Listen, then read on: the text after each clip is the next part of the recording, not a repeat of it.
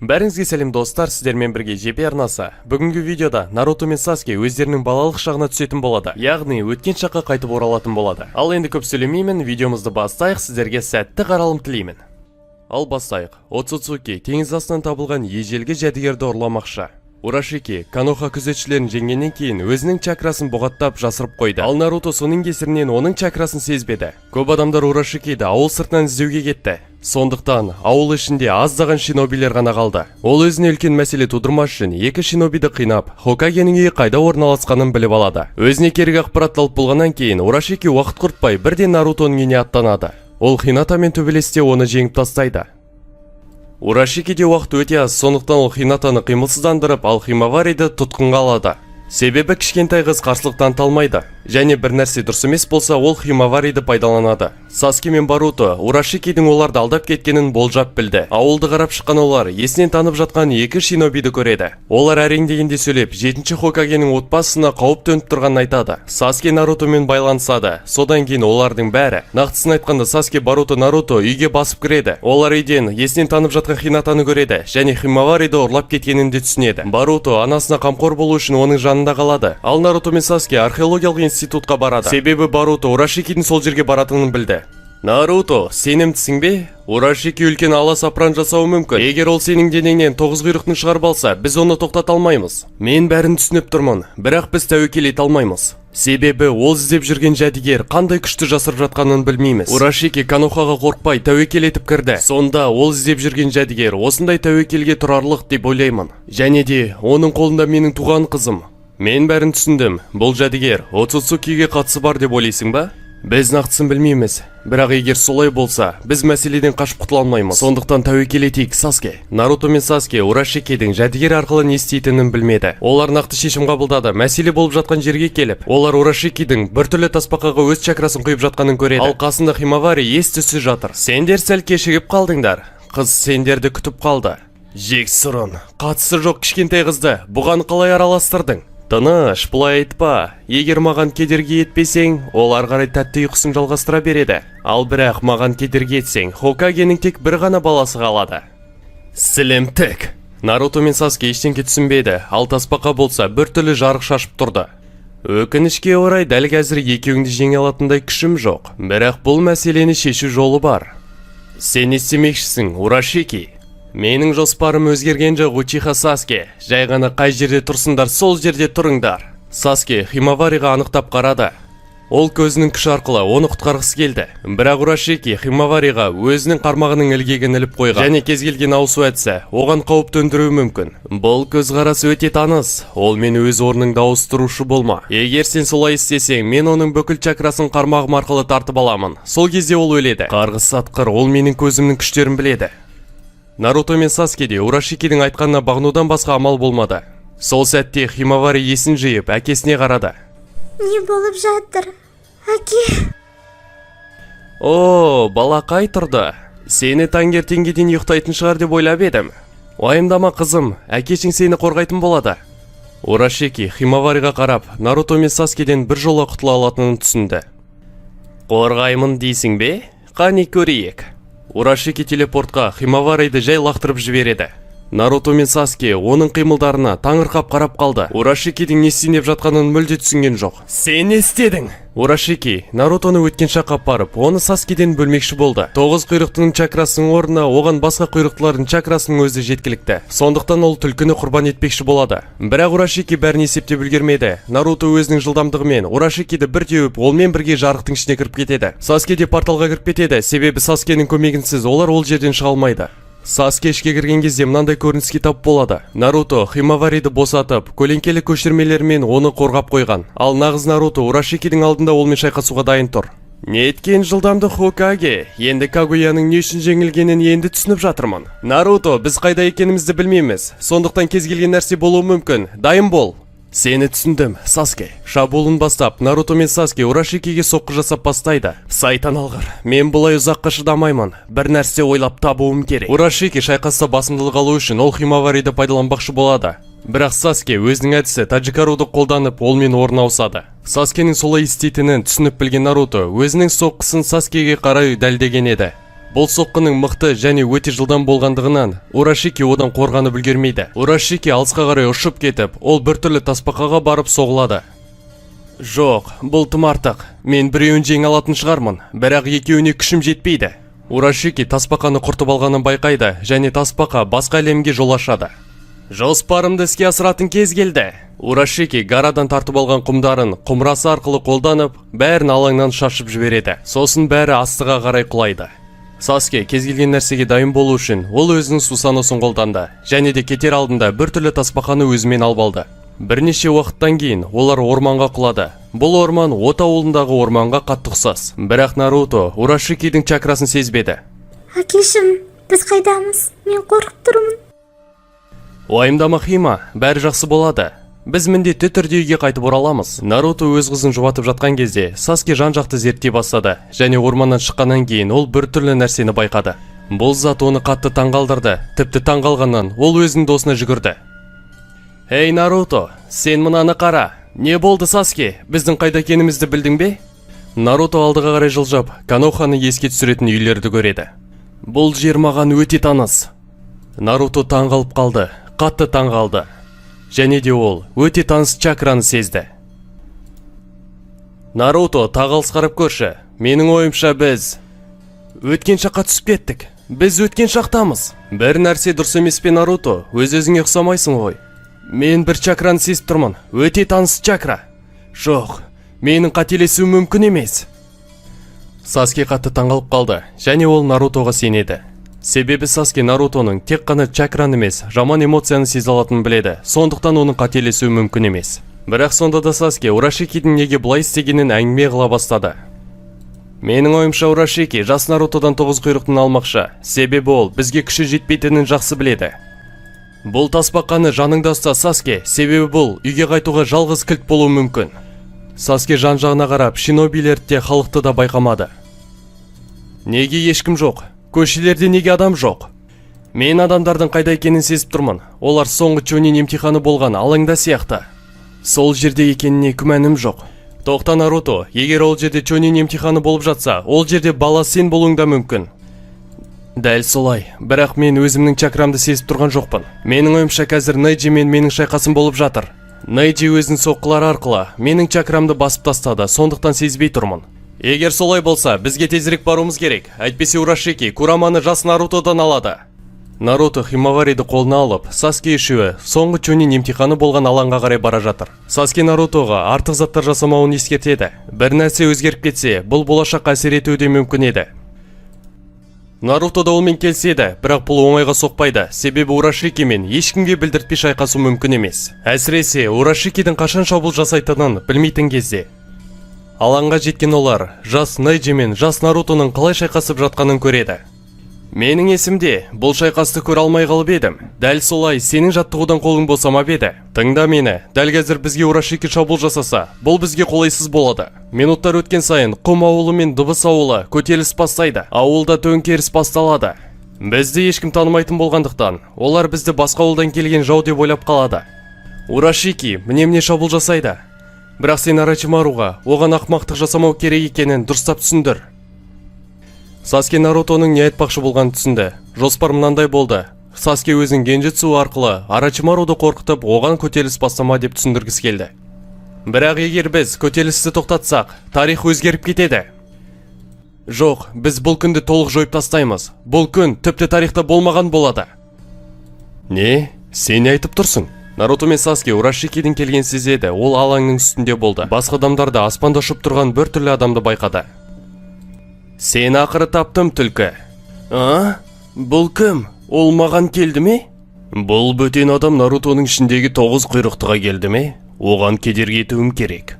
Урашики Нарутоның қасына жақындап, өзінің қармағын Нарутоға қарай көздеді. Емтиханды ұйымдастырушылар және басқа шинобилер түк түсінбей қалды. Ал Хирузен Урашикидің жылдамдығынан әрекет ете алмай қалды. Бұл неткен жылдамдық? Мен үлгермеймін. Наруто Урашикиді теуіп өз-өзін құтқарып қалды. Соққының қатты болған соншалықты Урашики қабырғаға жабысып қалды. Не? Жаңа ғана не болды? Мен ештеңке көріп үлгермедім. Кішкентай Наруто алдында артымен тұрған үлкен еркекті көреді.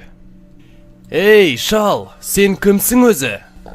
Дұрсап қараған кішкентай Наруто оның артынан 7-ші Хокаге деген жазуды байқайды.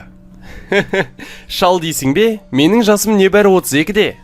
Ересек Наруто артына қарай бұрылып, өзінің жас кезіне қарап тұрды. Жақсы шайқас. Ол Хирузен және тағы басқалары ештеңке түсінбей таңырқап қалды. Кадзикагенің кемін киіп алған Орочимарудың алдынан Саске пайда болып, өзінің генжутсуын қолданып, оған көтеріліс бастауға жол бермеді. Не болып жатқанын анықтау үшін Хирузен алаңға шықты. Сендер кімсіңдер? Және бұл жерде не істеп жүрсіңдер? Наруто 3-ші Хокагеге қарап былай деп айтады. Менің есімім Узумаки Наруто. Мен жасырын жапырақ ауылының 7-ші Хокагесімін. Бұны естіген жиналған қауым қатты таңғалғандықтан тіпті сөйлей алмай қалды. Сенің не ойлағаның бар? Сіз жаңа ғана не деп айттыңыз? Хирузен үлкен Нарутодан 9 құйрықтың чакрасын көреді, бірақ сонда да сене алмайды. Миға қонбайтын зат. Не үшін мен саған сенуім керек? Біздің чакрамыз Каноха ауылындағы базаға тіркелген. Сенбесеңіз тексеріп көрсеңіз болады. Мен 7-ші Хокаге боламын ба? Мен сендерден барлық нәрсені күттім, бірақ бұл тым артық. Мен тарихқа қатты әсер еткім келмеп еді. Бірақ егер сендер солай қаласаңдар, жарайды, қалағандарың болсын. Сен бізді уайымдама. Шайқас алаңынан Саске мен Какаши пайда болады. Какаши біртүрлі чакраны сезіп асығып келген. Ей, қария, сонда сен бұл мен бе? Кейін сөйлесеміз. Қалайша кейін? Менің қазір сөйлескім келеді. Сен есуассың ба? Алдында тұрған ақ денелі адамды көрмей тұрсың ба әлде? Ол сені ұрлағысы келеді. Сен кімді есуас деп тұрсың? Өзің есуассың. Ақымақ. Үлкен Саске мен кішкентай Саске бір-бірімен кездеседі. Балақай Саске алдында тұрған ересек адам өзі екенін түсінеді. Саске ересек өзіне бірнеше сұрақтар қойғысы келді, бірақ оның қолынан келген жоқ. Бірақ кішкентай Саске ештеңкені өзгерткісі келген жоқ. Алдында ересек өзін көрген кезде, ол өзінің тірі қалатынын және Итачиді жеңетінін түсінеді. Қарап тұрған Саске Нарутоға қарай жақындайды. Сенің не ойлағаныңды және біздің атымызды не үшін айтқаныңды білмеймін. Бірақ есінде болсын, егер жоспарымыз іске аспай қалатын болса, біз өзіміздің өткенімізді өзгертіп жібереміз. Бұл болашаққа да әсер етеді. Бұл жағын уайымдама, Саске. Оданша сен шайқасқа дайын бол. Маған қатты қызық болып тұр. Егер қызғылт шашты қызды өлтірсем, сенің қызың туыла ма екен, Саске? Урашики алаңның шетінде отырған Сакураға қарады. Әлде сенің 2 балаң туыла ма екен? Егер олардың анасын өткен шақты өлтіріп тастасам, Узумаки Наруто. Урашики алаңның шетінде отырған Хинатаға да қарайды. Сакура мен Хината олардың көзқарасы екеуінде екенін байқайды. Біреуге саусағыңды тигізуге де жол бермеймін. Менде одан да керемет ой бар. Урашики алып қара түсті шар жасайды, алаңдағының бәрінің көзін жою үшін. Қане, Узумаки Наруто, бәрін құтқар, сен Хокаге емессің бе? Бұл сенің міндетің. Жағдай ауыр. Бұл әдіс Мамашикидің бүкіл алаңды жойған әдісін еске түсіреді. Бұл жарылыс тіпті Каноханы жойып жіберуші еді, бірақ Нарутоның арқасында ондай болған жоқ. Сен өткен жолы тоқтатқан шығарсың, бірақ бұл жолы қолыңнан келмейді. Себебі бұл жерде менің өмір бойы жинаған чакраларым бар. Ал қане, қолынан келсе тоқтатып көр. Бұл неткен мықты күш. Бұндай күш тіпті 1-ші Хокагеде болмаған. Бұл шарда менің өмір бойы жинаған чакрам бар. Ал қане, тоқтатып көр. Узумаки Наруто, бұл неткен мықты күш. Бұндай күш тіпті 1-ші Хокагеде болмаған. Барлық адамдар дүрбелең салып алаңнан қашуға тырысып жатыр. Орочимару да көтерілісті тоқтатып, өз адамдарын жинап алаңнан кетуде. Хей, Наруто, алдыңғы шарды тоқтатқан күшті қолдансақ та, біз бұл шардың күшін толықтай тоқтата алмаймыз. Енді не істейміз? Саске, маған сенің чакраң керек. Сенің жоспарың бар ма? Иә, менің бір жоспарым бар. Урашики өзінің порталына кіріп тығылып қалды. Саске Кураманың күшін қолданып тұрған Нарутоның қасында тұрды. Және ауыл тұрғындарына Нарутоға кедергі етпес үшін оның артында тұрыңдар деп айтады. Олардың осындай күшін, бұндай керемет чакрасын көрген кішкентай Наруто мен Саске қатты таңғалып қалады. Олардың қол аяқтары дірілдеп, не болып жатқанын тіпті түсінбей қалады. Сонда бұл Нарутоның болашақ күші ме? Адамда бұндай мықты күш болады дегенге сенбеймін. Құдай Шинобия, Хаширама Сэнджудың күші. Мен көріп тұрған күштің қасында тіпті ойнамай қалады. Нарутоның бұндай алып күшін көрген адамдар қатты таңырқап қалады. Және сол жердегі халық Нарутоның оны құтқаратынына сенеді. Себебі оның чакрасы адамды өзіне баурап алатын жылы аураны сездірді. Бұл күш. Сен бұндай күшті алу үшін неден өттің, Наруто? Қане, Саске! Саске өзінің Сусано қорғанын қолданып, қалған адамдарды өзінің қанатының астына алды. Саскенің Рененганын көрген кезде де бәрі таң қалды. Мүмкін емес, бұл Рененган, Құдай көзі. Бұл не дегеніңіз, Хокаге мырза? Бұл көздер Шиноби әлемін жаратқан Хагароманың балаларына ғана тиесілі. Бәрі қатты таң қалды, және де олардың көздері тек Наруто мен Саскеде болды, және бір-біріне сұрақ қойды. Сонда біздің алдымыздағы кім? Жас Наруто мен Саске, олар тіпті бір сөз сөйлей алмай қалды. Жай ғана олар үнсіздікте алдындағы көрініске қарап тұрды. Сонда мен және Наруто Құдай күшін алу үшін не істеген екенбіз? Өз көзіме сене алар емеспін. Мен Хокаге боламын. Сол кезде Наруто мен Саске ауылды қорғауға белсене кірісіп кетті. Өзіңнің не істеп жатқаныңды түсініп тұрсың деп ойлаймын. Әйтпесе, бүкіл Коноха жойылады. Бұл іске асатынына сенімдімін. Наруто дөңгелетіп бүкіл алаңды қоршап алды, ал Саске болса өзінің Сусаносы арқылы оған көмектесті. Бірақ бұл қорғаныстың ортасында тесік болды. Соның кесірінен жарылыс шығып кету қаупі бар. Бәрі оларға таң қалып қарап тұрған кезде үлкен жарылыс болды. Расында да бұл жарылыстың көлемі өте мықты болды. Егер Наруто мен Саске болмағанда, тіпті бүкіл от ауылы жойылып кетуші еді. Бәрі бұл жарылыстан аман қалғанына қуанады, және Наруто мен Саске де тірі. Бірақ олардың түрлеріне қарасақ, олардың алдында өте мықты, бұндай жарылысты тоқтата алатын адамдар тұр. Тұрғындардың түрі мүлде өзгерген жоқ. Бәрі Наруто мен Саскеге құдайындай қарап тұр. Олардың күші бүкіл әлемді жойып жіберуге жетеді. Бірақ Нарутоның жылы адамды тыныштандыратын аурасының арқасында ешқандай адам қорыққан жоқ. Сол жердегі адамдар олардан қорыққан жоқ, керісінше өздерін қауіпсіздікте сезінді. Нарутодан жылулық пен сенімділік сезіліп тұр. Сол кезде Саске Урашикиді табу амалдарын қарастырып тұр. Біз оны табамыз, оның чакрасы аз қалғанына сенімдімін, оны жеңу қиындыққа соқпайды. Наруто өзінің Сасорики әдісімен Урашикидің чакрасын сезіп таппақшы болады, бірақ кенеттен дүрбеленге түседі, себебі ол Химаваридің чакрасын сезбей қалады. Жоқ, Хима, мен оның чакрасын алаңнан сезбей тұрмын. Тіпті Конохадан да. Наруто жақын аралықтан тағы бір адамның чакрасын сезген жоқ. Оның түрі қобалжу мен қауіптілікті білдіріп тұр. Не болып қалды, Наруто? Саған не болды? Оның мақсаты мен емес болдым. Ол дүрбелеңмен біздің жарылысты тоқтатып жатқанымызды пайдаланып, басқа Джинчурикиді ұстап алып кетті, және Химавариді да. Гара, ол 9 құйрықтының орнына бір құйрықтыны алды, және тұтқын ретінде Химавариді өзімен алып кетті. Бұл мен кінәлімін. Өзімді алдауға жол беріп қойдым. Бәсе, ол басқаша істей алмас еді.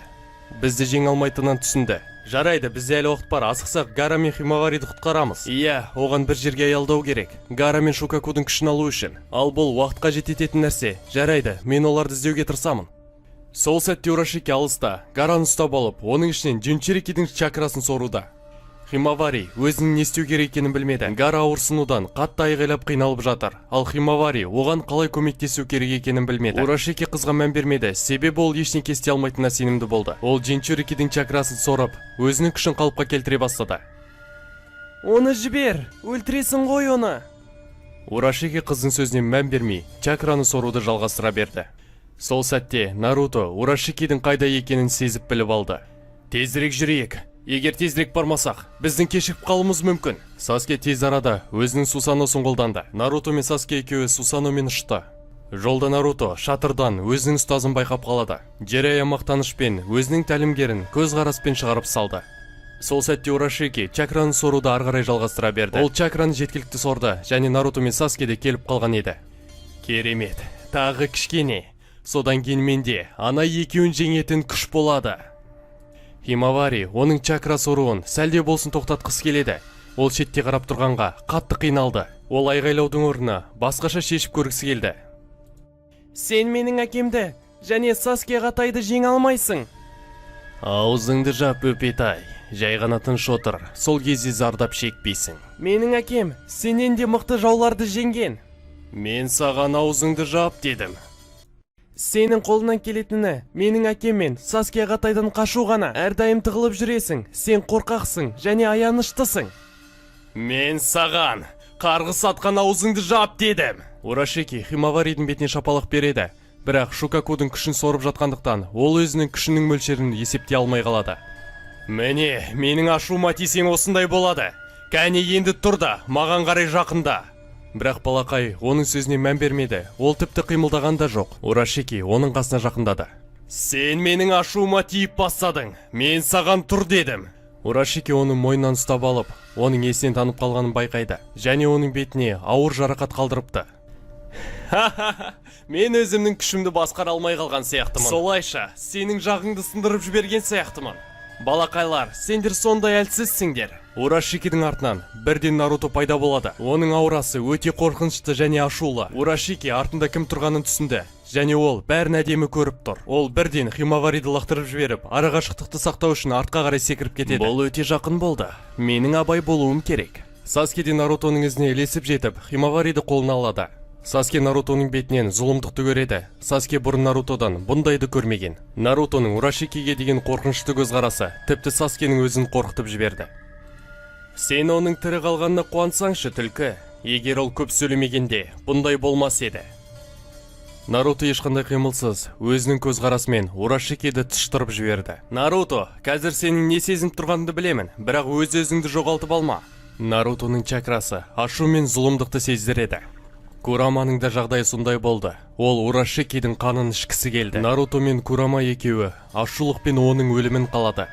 Өзіңе кел, Наруто, эмоцияға берілме. Түсінесің бе, Саске? Ол менің қызым. Ол менің қызым! Нарутоның сұмдық чакрасы соққы толқындарын пайда қылып, жан-жағының бәрін ұшырып жібереді. Не еткен сұмдық чакра? Оның бұндайда күші бар ма еді? Мен сені өлтіремін. Наруто найзағай жылдамдығымен Урашикидің қасынан пайда болады. Немене? Мен оның жылдамдығына үлгермей жатырмын ба?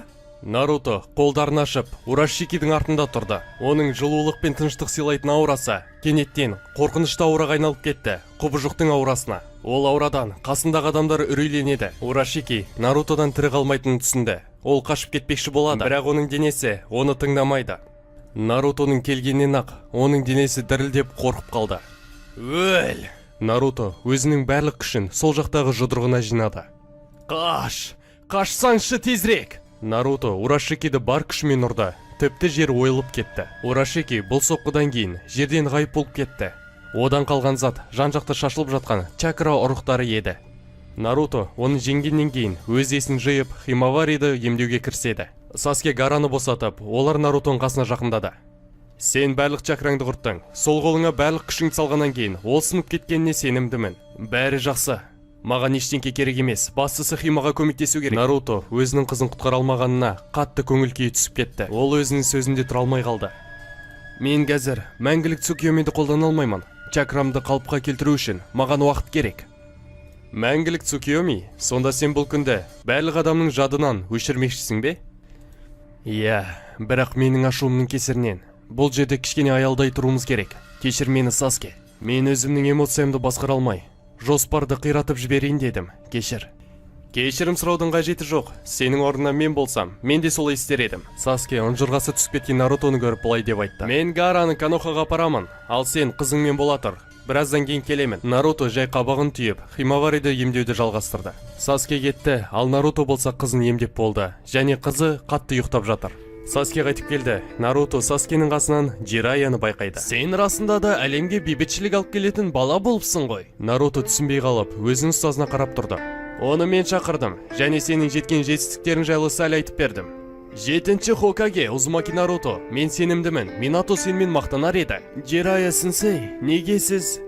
Жирая ұстаз, сен өзгеріп кетіпсің. Сен мені ұятсыз тақуа деп атайтын едің ғой. Ол уақыттар бұрын өтіп кеткен, ұстаз. Бірақ сен сол қалыпта қалдың, рас емес пе? Не? Сіз не айтып тұрсыз? Мен саған қарап өз арманына жеткен кішкентай балақай Нарутоны көріп тұрмын.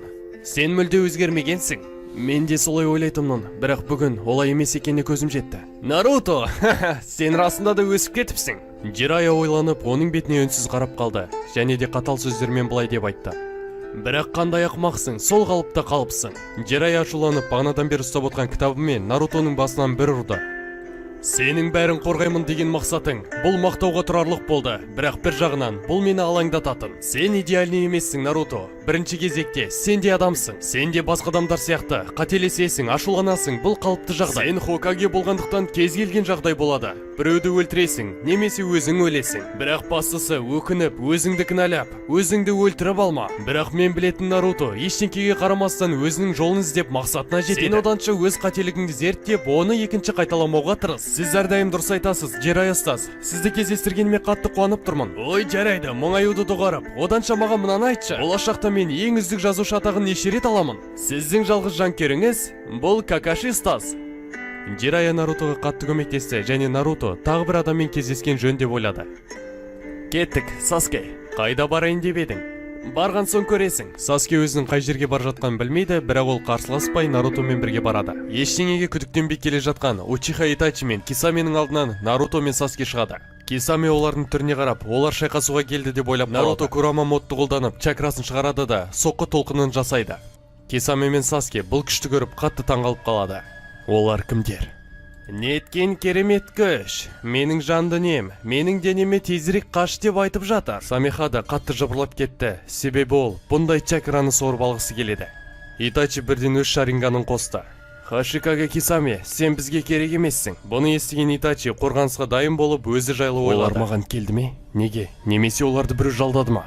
Өте өкінішті, бірақ мен Наруто соққысымен Кисамені талдырып тастады. Әріптесіңді тасымайтыныңды білемін. Сен абыройлы шинобисің, тіпті миссия үшін өлуге дайын. Итачи қатты таңғалды, себебі оның көз алдында күші Джинчурикидің күшімен тең деп айтатын Кисамені сөзін соңына дейін айтқызбай, бір соққымен жеңіп тастады. Итачи бәрін ой елегінен өткізді, бірақ жауының күшімен іс-әрекетін көрген кезде жеңіске деген үміт сөніп қалды. Сондықтан жалғыз ғана амал қашу. Солай, артық құлақтан айырылдық, енді адуши әңгіме айтсақ болады. Наруто Курама модын өшіріп тастап, Самихада мен Кисамені көтеріп алып, оларды шетке қойды. Наруто солай істеп жатқан кезде Итачи оның артындағы жазуды байқайды. 7-ші Хокаге, не деген сандырақ, олар кімдер өзі? Сені қайта көргеніме қуаныштымын, ағатай. Итачидің денесінің бәрі тітіркеніп кетті. Ол екінші бейтаныс адамға бұрылып қарады. Сен мені не деп атадың? Бүкіл әлем сені таниды. Өз руын қырып, жолдан тайғандардың тобы Акацки мүшесі ретінде. Артынан Наруто жақындап Саскенің сөзін жалғастырды. Бірақ бәрі олай емес. Сен Каноханың батырысың. Өз ауылы үшін бәрін беріп, өз туған інісін қорғаған. Итачи бір ауыз сөйлемей бейтаныс адамдарды тыңдады. Оның жүрек соғысы бәсеңдеп, бетінде тер түйіршіктер пайда болды. Бәрі жас ағатай, мен саған еңбегіңнің жемісін көрсетуге келдім. Саске көз арқылы Итачиға генжутсуды қолданып, оған болашақта не болатынын көрсетеді. Итачи әлем тынышталып, бейбітшілікте өмір сүріп жатқанын көреді. Және ол өзінің немересі бар екенін де көреді. Саскенің генжутсу мен оның естеліктері арқылы Итачи оның отбасысы қалай өмір сүріп жатқанын бірнеше күндеп көреді. Итачидің көзінен жастар тоқтамай ақты. Оның қаншалықты бақытты екенін сөзбен айтып жеткізу мүмкін емес. Бұның бәрін көріп шын өмірге орналған Итачи тізеге отыра қалды. Наруто оған жақындап, қолын иығына қойып былай деп айтады. Бәрі үшін рахмет, Итачи-сан, сенсіз біз жеңе алмас едік. Итачи өзіне біраз уақыт келе алмады, сондықтан олар отырып әңгімелесті. Және Итачи соңғы сөзінде былай деп айтты. Мен бір нәрсені түсінбей тұрмын. Неге маған бұны айттыңдар? Менің болашақты білуім қауіпті емес пе? Жоқ, біз Наруто екеуміз генжутсу қолданамыз. Сол арқылы бүкіл адамдар бүгінгі күнді ұмытып кетеді. Мен сонда сен көрсеткен нәрсенің бәрін ұмытады екенмін ғой. Жоқ, мен сенің құрбан еткен нәрселерің мен еңбегіңнің бекер кетпегенін білгеніңді қалаймын. Мен саған өз генжутсумды қолданамын. Ол сенің өміріңнің соңғы сәтінде іске асатын болады. Және осы күнде не болғанын қайта еске түсіресің. Саске, ештеңкені ұмытқан жоқ шығарсың. Итачиді соғыста қайта тірілтті. Білемін, сондықтан генжутсу Кабуто тірілту әдісін тоқтатқан кезде іске асады. Сенің соңғы көрген адамың мен боламын. Және сен менің көзіме қараған кезде менің генжутсуым іске асып, сен өлер алдында бәрін еске түсіретін боласың. Наруто Итачиға алғыс ретінде осылай істеген дұрыс болар деп келіседі. Сосын олар әңгімелесіп, әртүрлі тақырыпта әңгіме айта бастады. Итачи Сараданың болғанына қатты қуанышты екенін айтты. Содан соң Наруто мен Саскенің кететін уақыты болды. Қоштасатын уақыт келді. Сол кез Итачи өз арманын орындағысы келді. Екі саусағын Саскенің маңдайына тигізу. Бұл белгіде Итачидің өмір бойы сезіп келе жатқан сезімдері жатыр. Сағыныш, қиналу, ауыртпалық, күйзеліс және де шексіз махаббат. Саске де өз басын ағасының басына тигізді және Саскенің көзінен тоқтамай жас ақты. Бұл ерекше сезім болды. Мен сенімдімін, сен сияқты мықты және мейірімді бола алмайтыныма, бірақ уәде беремін. Сен осы уақытқа дейін күресіп келген заттарды бар күшімен қорғауға. Бұл жердегі Итачидің эмоциясын мен түгілі, тіпті мықты жазушылар да жеткізе алмайды. Бірақ бір нәрсені біліңіздер, ол қатты бақытты болды. Наруто мен Саске Jiraiyaға барып Химавариді алады. Наруто мен Саске чакраларын біріктіреді. Саске өзінің рененганы арқылы айға генжитсу қолданады. Сосын мәңгілік цукиоми әдісі іске асып, адамдардың бәрі соңғы күндерде не болғанын ұмытып қалады. Саске арқылы олар бірінші пайда болған жерге оралады. Және тасбақаны жөндеп, олар өз әлемдеріне қайтадан қайтады. Осылайша бұл видеоролик аяқталады. Әдеттегідей сіздермен бірге болған жебе арнасы. Алдыда бұндай сюжеттер көп шығатын болады. Сондықтан еңбекті бағалап, арнаға тіркеліп, лайк басып, комментарий жаза кетіңіз.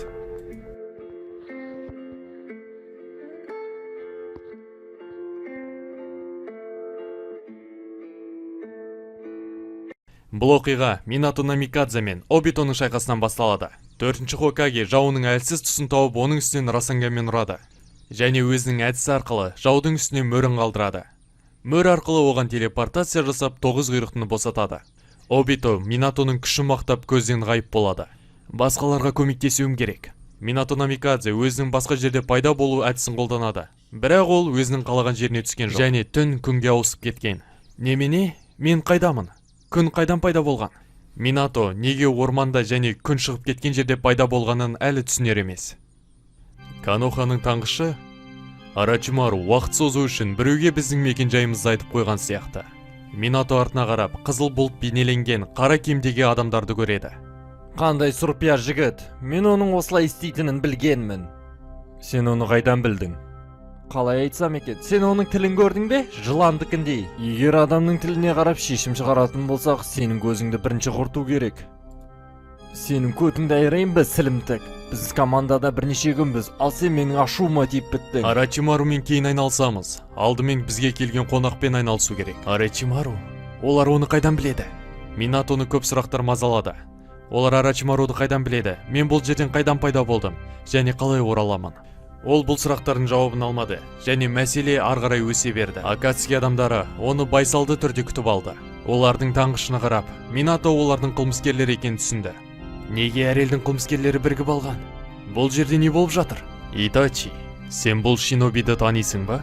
Учиха Итачи алдыға шыққан кезде, Минато қатты таң қалды. Себебі оны соңғы рет көрген кезде, Итачидің жасы небәрі 7-де еді. Оның сөзінде, Итачидің де қатты таң қалғанын білуге болады. Мүмкін емес. Минато ұстаз. Бұл расында да сіз бе? Сен Фугакуның баласына ұқсайтын шығарсың, бірақ мен білетін Итачидің жасы 7-де.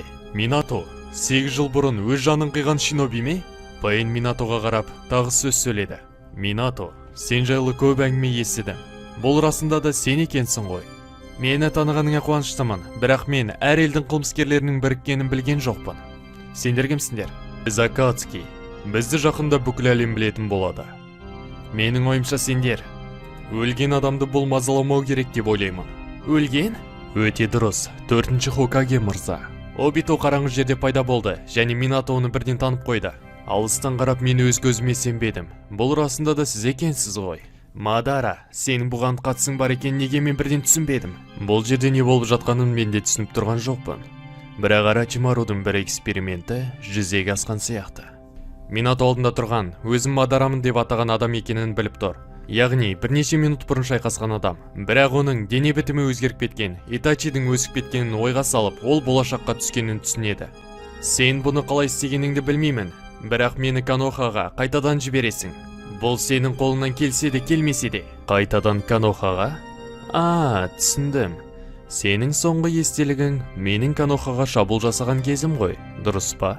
Минатоның түріне қарап, Обито өзінің дұрыс айтқанын түсінді. Сіз қайта орала алмайсыз, 4-ші Хокаге мырза. Ол уақыттың өткеніне 8 жыл болды, және сіз бұрын өліп қалғансыз. Бұл сөздер Минатоны таң қалдырды. Арачимару бізге керемет сыйлық дайындап қойған сияқты. 4-ші Хокагенің өзін өмірге алып келу, ол Акацкидің ашуынан қатты қорыққан сияқты. Сен не айтып тұрсың? Минато сама, арада 8 жыл өтті, бірақ мен сонда да қайта төбелесуге қарсы емеспін. Мен кешірім сұраймын, мына маска киіп алған чорт кім? Ол бізбен бірге ме? Пейн оны танып тұрған жоқ па? Бұл саған жеткіліксіз бе? Шынымды айтсам, маған бәрібір. Екеуінің де көтін айырып өлтіре саламын. Екі сөзіңнің бірі боғауыз, саған ойланып сөйлеу бұйырмаған ау.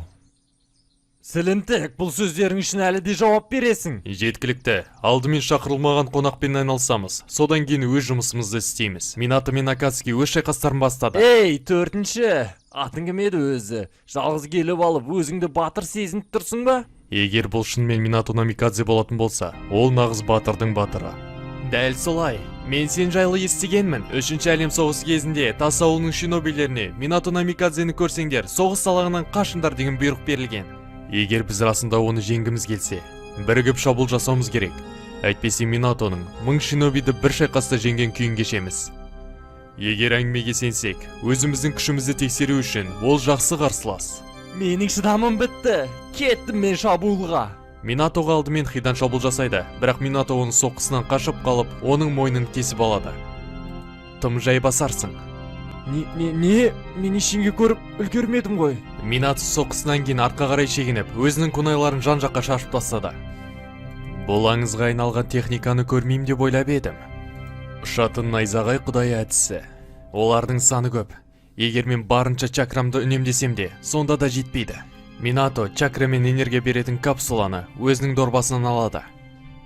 Әскери капсула Акимичи кланмен бекер достаспапсыз, 4-ші мырза. Минато капсуланы жеп үлгермейді, себебі Пейн Рененган арқылы оны тартып алады. Ал оның лақтырған күнайларының жанына Акацки адамдар тұрып алады. Минато телепортация жасаған кезде оны ұстап алу үшін. Енді сіз не істер екенсіз, ұстаз? Минато Расенган пайда қылып, Хиданға телепортация жасап, Какузудың артынан ұрады. Қалай? Ол Хиданға қалай телепорт жасады? Түсінікті. Алдыңғы жолғыдай оған мөрін қалдырыпты ғой. 2 адамның көзін жойдым, енді қалғандары қалды.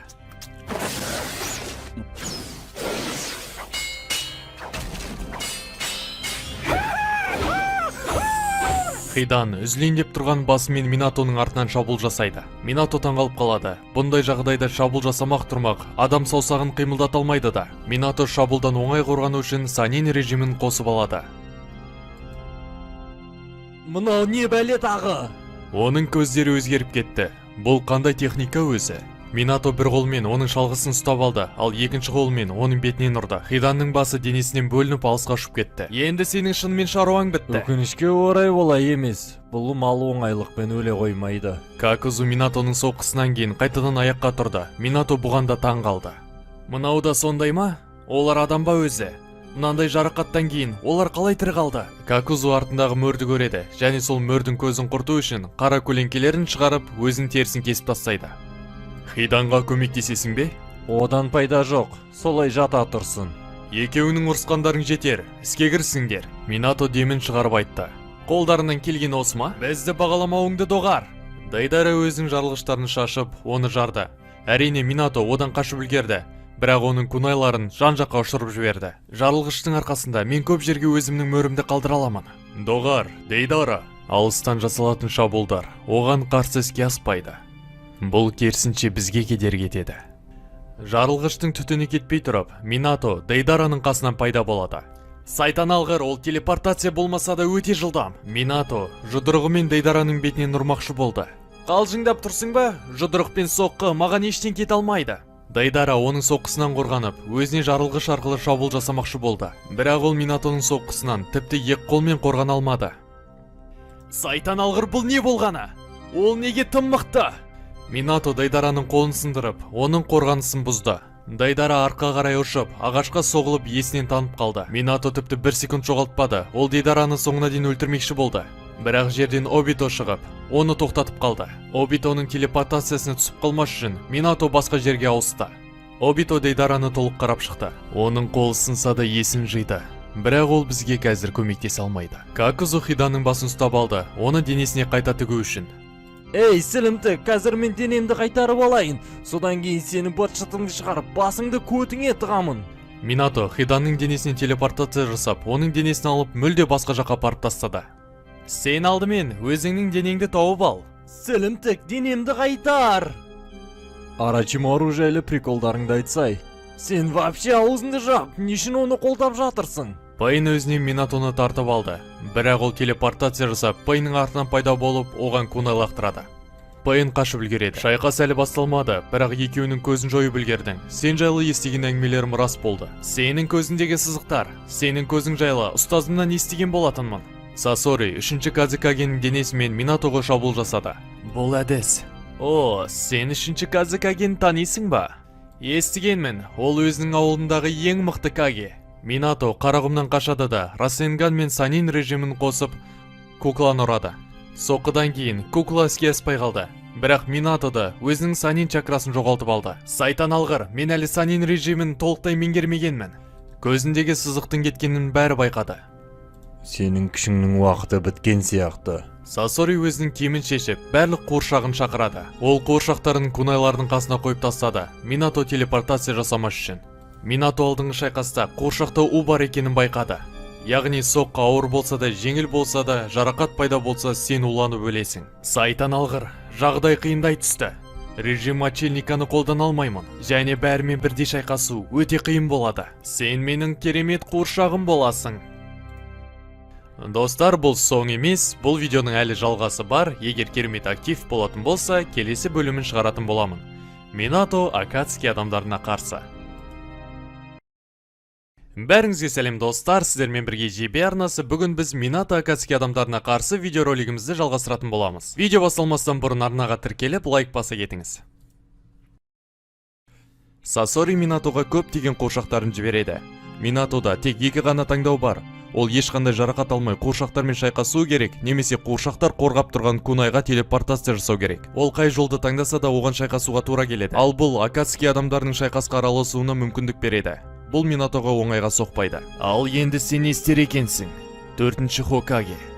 Минато өзінің алып бақасын шақырады. Ол бақа қуыршақтардың үстіне түсіп, оларды жан-жаққа шашып жібереді. Минато Сасоридің қасынан пайда болып, жай ғана Расенган мен оның қуыршақтарды басқарып отырған жүрегінен ұрады. Немене, ол осындай жағдайда да екі қадам алдыға ойлай ма? Сасори ауыр жарақат алды, оның қуыршақтары мүлде сынып қалды. Ал бақа болса түк түсінбей қалды, себебі оны шақырған Жирая деп ойлады. Бірақ бақа ештеңке сұрап үлгермеді, себебі Пейн Шинра Тынцей қолданып оларды шашып жіберді. Сайтан алғыр, тіпті ауыр бақаларды да шұрып жіберді, одан абай болу керек. Минато өзінің біртүрлі адаммен шайқасатынын біліп, оған былай деп айтты. Сенің әдістерің мен мүмкіндіктерің өте мықты. Бұндай қарсыласпен алғаш рет шайқасуым. Мен де сізге солай айтар едім, Минато-сан. Кисами Итачиға қарап былай деп айтты. Хей әріптесім, мүмкін өзіміздікілерге көмектесерміз? Қарап шаршап кеттім. Мен оған қарсылас емеспін. Минато Учиханың көздерін толықтай біледі. Тіпті ол менің генжитсума түспейді. Терең ойланасың, қауіпті көз Фугакудың баласы екенін көрініп тұр. Кисами шабуыл жасады, оның соққысынан Минато қашып үлгерді. Ал екінші соққысынан телепортациямен қашты. Минато телепортация жасаған жерден Какузудың оты күтіп алды. Сен тіпті демалып үлгермейсің. Минато телепортқа чакра құртпаш үшін ол секіріп қаспақшы болды. Бірақ Пейн оған жол бермеді. Ол өзінің әдісі арқылы Минатоны тартты. Минато Какузудың техникасына түсіп қалайын деді, сосын амалсыздан телепорт жасады. Ол бірден Кисаминың артынан шабуыл жасамақшы болды. Обито оның ойын оқып қойып, өзіне шабуыл жасады. Минато оған жауап беріп үлгермеді, Обито Камуйын қолданды. Және тағы да сары найзағай өзінің телепортын қолданды. Таңғаларлық, бірақ қашанға дейін шыдайды екенсің. Минатоға Какузу шабуыл жасады. Минато ол соққысынан қорғанып жарылғыш мөрін өзіне лақтырды. Бірақ Какузу бұны сезінбеді де, себебі ол өзінің денесін қатайтып алған. Какузу уақыт кетірмей оған шабуыл жасай берді. Минато олардан қорғанса да бірақ соқ қалды. Олар шайқасып жатқан кезде Кисами келіп араласып кетіп Самихада мен Минатоны ұшырып жіберді. Сайтан алғыр, бұл жай ғана қылыш емес. Ол менің чакрамды сорып алған сияқты. Ерте ме кеш пе сен әлсіздік танытасың. Мен сол сәтті жібермей пайдаланып қаламын. Қалғандары Минатомен шайқасып жатқан кезде Пейн келіп Итачиға айтты. Итачи, сен Канохада болған жағдайдан кейін күшіңді толықтырмаған шығарсың, бірақ бұл саған шетте қарап тұра беру керек деген сөз емес.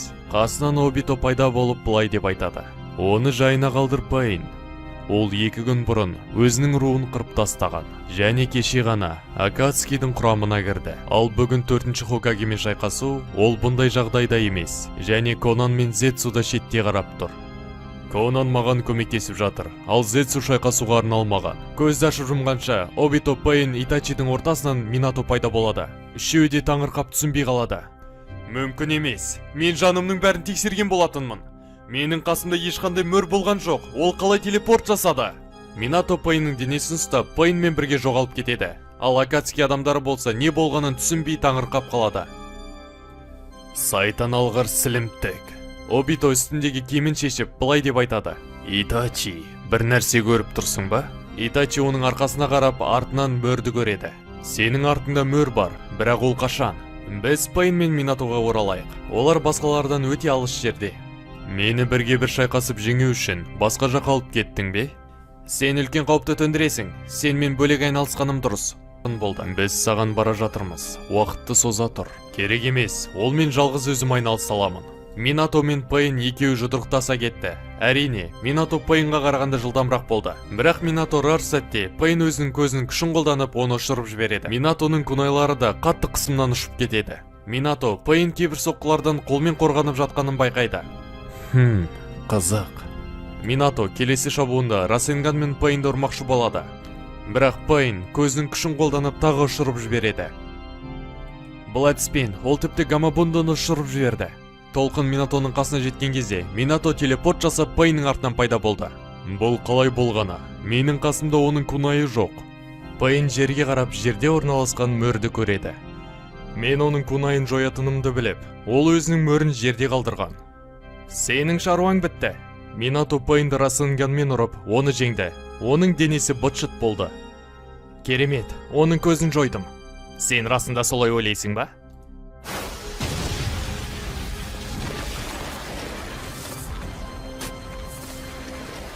Бұлай болуы мүмкін емес. Сенің күшін құрметке лайық, 4-ші Хокаге. Сен шинобилерді өлтіріп, көп отбасыны отағасыз, әкесіз қалдырдың. Шиноби әлемі осындай, бұл соғыс. Сен дұрыс айтасың, 4-ші Хокаге. Бірақ әкесіз қалған балалардың кегін мен қайтаратын боламын. Жай адамдардың қолынан ештеңке келмейді. Сендер шинобилер, өздеріңнің пайдаларың үшін басқаларды өлтіресіңдер. Басқаларға не болатын сендерге маңызды емес. Сендерге маңыздысы өздеріңнің пайдаларың ғана. Кішкентай шыбыннан піл жасама, кез келген шиноби өзінің ауылы үшін күреседі. Жер асты қазынасы, ол бәрін қызықтырады. Бұл әлем политикасы, ал соғыс жай ғана осының шешімі. Міне сондықтан біз әлемнің тәртібін өзгертеміз. Шынымды айтайын, өзін құдаймын деп атаған адамның ойы маған маңызды емес. Бұның бәрін осы жерде және дәл қазір шешеміз. Қалағаныңыз болсын, 4-ші Хокаге. Пейннің барлық денесі Минатоға шабуыл жасап бастайды, және оның 6 денесі де бір-біріне қатты байланысты шабуыл жасайды. Минато тіпті артынан шабуыл жасаса да, оның шабуылын көріп қоя берді. Бұл Минатоны қатты таңғалдырды. Сондықтан ол бәрін ой елегінен өткізді. Бұл көздер, олар бір-біріне байланысы барына күмәнім жоқ. Пейн күшін ұлғайта бастады. Кейбір көзін кемен шешіп қылышын шығарды. Ал Чикушида өзінің жануарларын шақырды. Гаки да қауіпті жағдайда техникасын сорып алуға дайын болды. Джогеки да тозақ есігін дайындап қойды, Пейннің басқа денелерін емдеуге дайын болу үшін. Және Пейннің өзі тартып алу итеру әдісін басқалармен біріктірді. Мен бір түскен қулыққа екінші рет түспеймін, 4-ші Хокаге. Минато олардың артынан шабуыл жасамақшы болды, бірақ оның қолынан келген жоқ. Ол басқа біреуге жылдамырақ шабуыл жасаса, оны Пейн өзіне тартып алды. Және ол әдіс қолданса, оның әдісін Гаки до сорып алды. Минато жан-жақтан қоршалып қалды. Оның жалғыз істей алатын нәрсесі бір нүктеден екінші нүктеге телепортация жасау. Бірақ қарсыласқа шабуыл жасау оның қолынан келмеді. Сайтан алғыр, мен оларға шабуыл жасай алмай жатырмын. Олар менің шабуылымды. Дәл солай, мен бұны қалай бірден ойламадым. Минато түтінді пайдаланып, өз адамдарын емдейтін Наракиге шабуыл жасайды.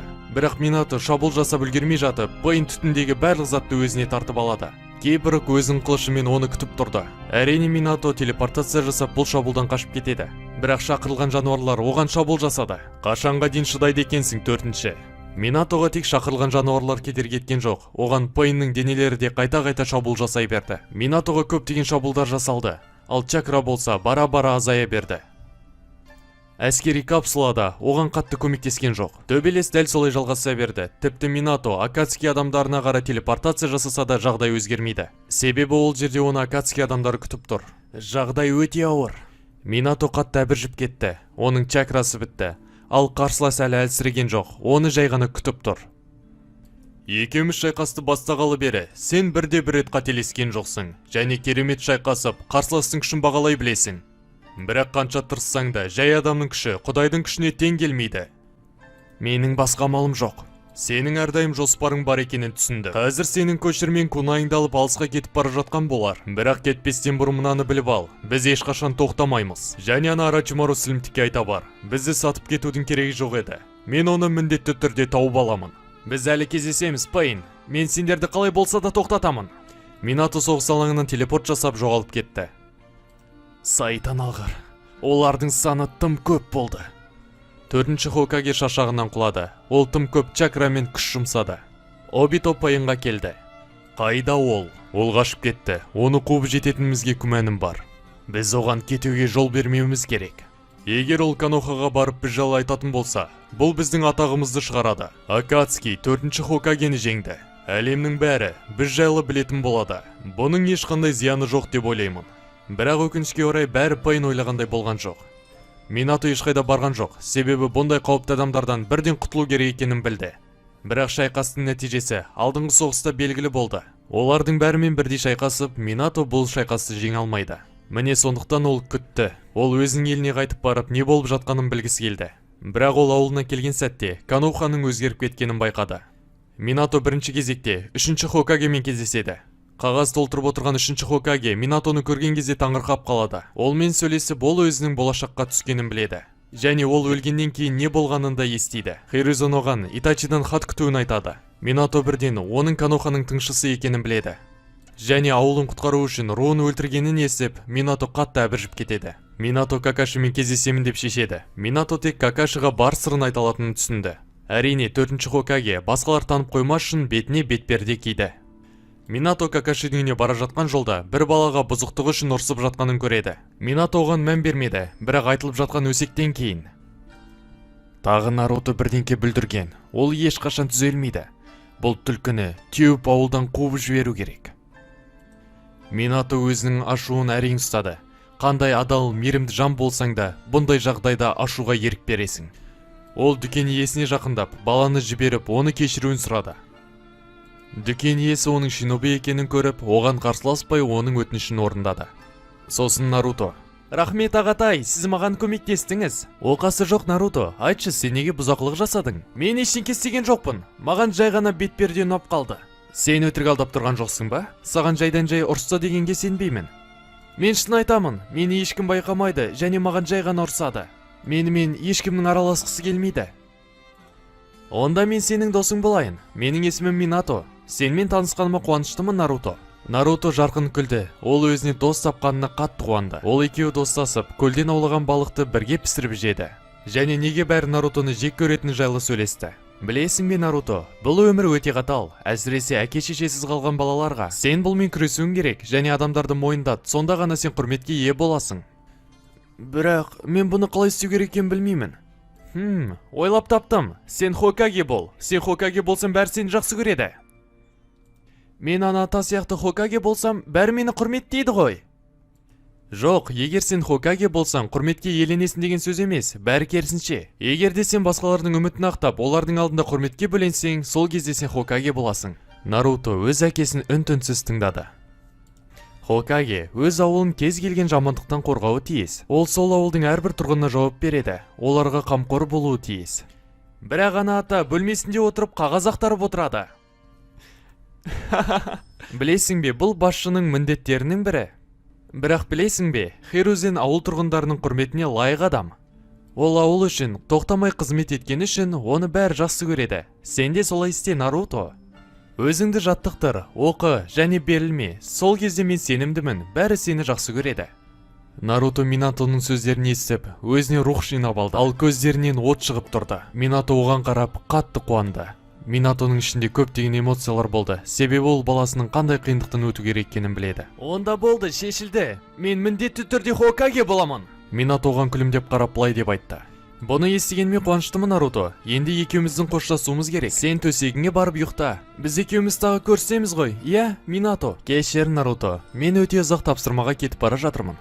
Нарутоның көңіл-күйі түсіп кетті. Минато Нарутоның басына қолын қойып: «Хей, көңіл-күйіңді түсірме. Мен басқа ауылда болсам да, менің жүрегім мен жаным сенің қасында. Өте мықты ниндзя бол. Кейін мен сенің атыңды басқа ауылда жүрсем де еститін болайын. Жарайды ма?» Наруто қаттырақ күлімдеп былай деп айтты: «Міндетті түрде, сіз менің атымды еститін боласыз». Наруто үйіне қайтты, ал Минато болса Какашимен сөйлесуге кетті. Оқушысымен әңгімелесу өте аз болды. Какашидің түріне қарасақ, ол болған жағдайлардан қатты қиналып кеткен, бірақ ұстазымен сөйлесіп болғаннан кейін оның жаны кішкене тынышталған сияқты. Келесі күні Итачидің қарғасы келіп, Акацкидің адамдары құйрықтыларды іздеу үшін бөлініп кетті деген хабар береді. «Бұл керемет жаңалық. Мен олардың бір-бірлеп көзін құрт аламын. Кешіктіруге болмайды». Минатоның жоспарлары аспандай ашық болды. Акацки адамдары бірігіп кетпестен бұрын олардың бір-бірлеп көзін жою керек. Минатоның бірінші құрбандары Хидан мен Какузу, одан кейін Сасори мен Дейдара болды. Итачидің берген ақпараттарының арқасында оларды табу оңай болды. Әсіресе ең жылдам шиноби үшін. Келесі құрбан Кисаме болды. Бірақ оны Минато емес, Итачи өлтіреді. Ол сәті келген кезде Кисамені Тоцука қылышымен мөрлеп тастайды. Шабуылды білген Зетсу бірден Обитоға бәрін жеткізді. Соңында Пейн, Конан, Обито және Зетсу қалды. Минато бірінші кезекте Пейнмен кездеспекші болды. Оған жеткен кезде Пейн сөз сөйледі. Мені табатыныңды білгенмін. Қазірдің өзінде Акацкидің 6 мүшесін жеңіп тастадың. Енді сенің кезегің. 4-ші Хокаге болсаң да бұл сөзің маған қатты тиді. Қараңғы жерден тағы бір адам пайда болып былай деп айтады. Акацки басшысының көзінде сызық бар деген кезде бұл менің оқушым емес деп өзімді сендіріп едім. Яхико, бірақ сені Рененганмен көру, мен бұндайды күтпедім. О, бұл Жирая ұстаздың өзі ғой. Көріспегелі көп болды Яхико. Сенде Рененган қайдан бар және Нагатоға не істедің?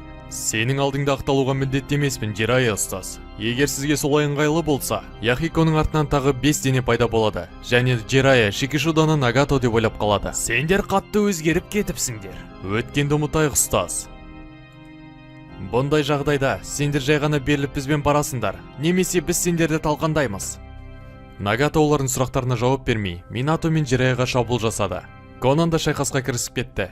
Әрине, Минато Жираяға өзінің білетін жайлы айтып береді. Жирая Минатодан жаудың әдістерін біліп, олар соғысқа дайын болды. Және олар шақыру әдісін қолданып, олар бақаларын шақырып алды.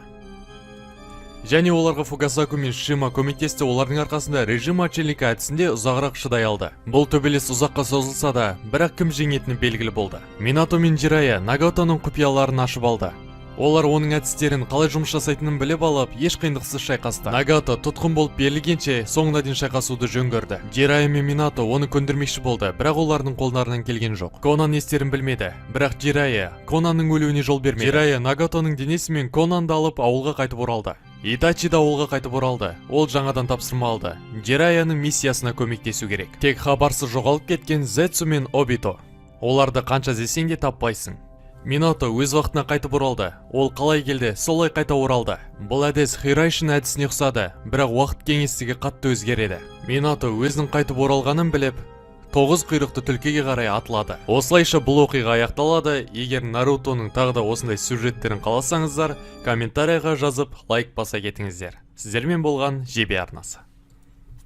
Сәлем достар, сіздермен бірге ЖБ арнасы. Бүгінгі видеода Мадара мен Ишики шайқасатын болады. Егер арнаға донат жасап көмектескіңіз келсе, описаниеде номер болады. Наруто мен Саске шайқасында Мадара 10 құйрықтының күшіне ие болды. Ол 10 құйрықтыдан берілген жаңа әдістерді зерттей бастады. Оның денесінде күш тасып кетті, және ол өзінің қолынан бәрі келетінін түсінді. Ол өзінің Рененганын қайтарды, және мәңгілік Цукиомиді қолданып өзінің арманын орындағысы келді. Ол қолымен мөр жасап, былай деп айтты: мәңгілік Цукиоми әлемі басталсын. Бірақ Цукиомидің орнына Мадара тек қараңғы бір түрлі жерге тап болды. Ол ештеңке көрмесе де бір нәрсе болып жатқанын білді. Мүмкін емес, мен қателестім бе? Бір әдіс қолданғаныма сенімдімін, бірақ қандай? Қараңғылық кетіп, жарық пайда болды. Мадара өзінің жерде екенін түсінді. Бірақ Мадара басқа жерде пайда болды. Ол Нарутоның және Альянс шинобилерінің чакрасын сезген жоқ. Мен қайдамын? Ойланып қарасақ, бұл от ауылы. Мадара жан-жақты зерттеу үшін ол аспанға ұшады, және жолда кетіп бара жатқан кезде ол үлкен ауылды байқайды. Ол ауыл Канохаға ұқсас. Мадара ол жерден көп адамның чакрасын және бір таныс чакраны сезді. Бұл күшті басқа күштермен шатастыру мүмкін емес. 9 құйрықты сонда. Мадара 9 құйрықтың күшін сезсе де, ол бір нәрсені түсінбеді. Не үшін мен орманда пайда болдым, ал Наруто не үшін ауылында? Бұл сұрақтың жауабын білу үшін ол Нарутоның өзінен сұрамақшы болды. Бірақ Канохаға жақындай бергенде, ол тастың бетінде тұрған суреттерді көреді. Бұл расында да Каноха, бірақ тастың бетінен Какаши мен Нарутоның бейнесін көрген Мадара өзін болашаққа түстім деп сезіктенді. Мен сонда жеңілдім бе, немесе бұл бәрі басқаша орналасқан әлем бе? Мадара бұны түсінбеді. Бұл сұрақтар Мадараны қатты қызықтырды, және ол бәрін Нарутоның өзінен сұрамақшы болды. Ауылға жақындаған Мадара бір нәрсені байқады. Ауылда бір жамандық болып жатыр. Ол шатырға қарап Наруто, Саске және тағы бір адамды байқайды. Өсіп кеткен Наруто мен Саскені көрген Мадара өзінің болашаққа түскеніне тағы да сеніңкіреді. Бірақ бұл айғақтар жеткіліксіз болды. Және Наруто, Саске, Ишики да ұшып келген Мадараны байқады. Қызық, Бізге қонаққа келген кім екен? Наруто да ойланып кетті. Бұл чакра. Мен оны жақсы танып тұрмын. Бірақ ол бұл жерде қалай пайда болды? Егер бұл біз ойлап тұрған адам болса, біздің жағдайымыз ауыр. Мадара келіп оларға үн-түнсіз қарап тұрды. Наруто мен Саске Мадараның шабуылын күтті. Бірақ Ишики ештеңке түсінген жоқ. Сені бұл жерге кім жіберді? Ишики мен Мадара бір-біріне қарап тұрды. Ишики оны өзінің кландасы деп ойлады, ал Мадара жай ғана оны өзіне ұқсатты. Сен мені қызықтырмайсың. Аяғыма оратылма. Осылай айтып, Мадара Нарутоға қарай жақындады. Неткен дөрекілік. Мадара Наруто мен Саскенің қасына барып оларға сұрақ қойды. Ей, түлкі, түсіндіргәне. Не үшін біз бұл жерде пайда болдық? Бұл жерде пайда болдық? Иә, бірнеше минут бұрын біз соғыста болатынбыз. Сен және Саске Хагароманың күшін алдыңдар. Мен мәңгілік Цукиомиді қолданған кезде осы жерден пайда болдым. Наруто қатты таңғалып бір нәрсені түсінді. Мадара оларға өткен шақтан келген. Бірақ ол жағдайдан кейін 15 Ишики ұшып келіп, Нарутоның мойнынан қысып ұстап алды. Сендердің әңгімелеріңе араласқаныма қатты өкінемін. Бірақ мен асығыспын. Маған өз баламды табуым керек. Мадара Ишикиға қарап, оның жай адам емес екенін түсінді. Сен оны ешқашан таба алмайсың. Қателесесің, түлкі. Бүгін немесе ертең бәрібір біреу қартаяды. Сондықтан өз өміріңді бағала. Саске көзінің күшін қолданбақшы болды, бірақ Мадара Ишикидің қолынан ұстап алып былай деді. Мен бұл жерде не болып жатқанын білмейінше, оған саусағының ұшында тегізбейсің. Әттең, бірақ олай істей алмаймын. Маған бәрібір. Ишики Мадараның ішінен бір теуіп, оны бірнеше үйдің ортасымен ұшырып жібереді. Бұл соққыны өзің сұрап алдың. Жарайды, ештен кетпейді, әңгімемізге оралайық. Каваки. Мадара келіп Ишикидің бетінен бір ұрды. Ол оны алысқа ұшырып жіберіп, Мадара Нарутоның қасына қайта келді. Оның кім екенін білмеймін, бірақ ашуымды келтіреді. Наруто Мадараның өткен шақтан келгеніне сенімді болды, және оған айтып түсіндірмекші. Мадара, сен мүмкін уақыт шекарасынан өтіп кеттің. Міне сондықтан сен осындасың. Мен де солай ойлаймын, бірақ сендер неге менің мәңгілік Цукиомиме түспегенсіңдер? Мен өзіме сұрақ қойдым, бәрі не үшін ұйықтамаған деп. Бірақ мен бір нәрсені түсіндім. Мен өткен шақтан жоғалып, болашаққа келдім. Сондықтан мен өз жоспарымды іске асырмай тұрып, болашаққа тап болдым. Мадара кездесі уақыт кеңістігінен өтіп кеткеннен кейін, ол барлық әлем бұрынғыдай өмір сүріп жатыр деп ойлады. Жоқ, олай болды деп ойламаймын. Екеуміздің шайқасқанымыз, және саған не болғаны менің есімде. Міне сен кімсің? Бәсе, неге атың маған таныс деп қоямын? Учиха Мадара. 6 жолды тақуаның күшін алған адам. Кагуяны қайта дүниеге алып келген сен екенсің ғой. Мадара Нарутоның бетіне қарап одан сұрады. Мынау тағы қандай сайқымазақ? Бұл Ишики Оцуцуки, ол кезінде Хагароманың, яғни 6 жолды тақуаның мамасы Кагуяның жеген чакра ұрығын жемекші. Шындығына келетін болсақ, сенің күшің менің мақсатым. Қазір сенің денеңдегі күш, бұл чакра ұрығының күші. Кезінде Кагуя жеген. Мадара оның әңгімесін үн-түнсіз тыңдады, бірақ оның не айтып жатқанын түсінген жоқ. Мадара, қазір сен не сезініп тұрғаныңды түсініп тұрмын, бірақ сен өлер алдында бәрін түсіндің. Өлер алдында? Дәл солай, сен Кагуяның басқаруында болған Қаразетсуға алданып қалдың. Ол 6 жолды тақуаның жазуын Учиха тасына ауыстырып, осы уақытқа дейін сен алдап келді. Наруто, менде жақсы ой бар. Мадара, менің көзіме қара.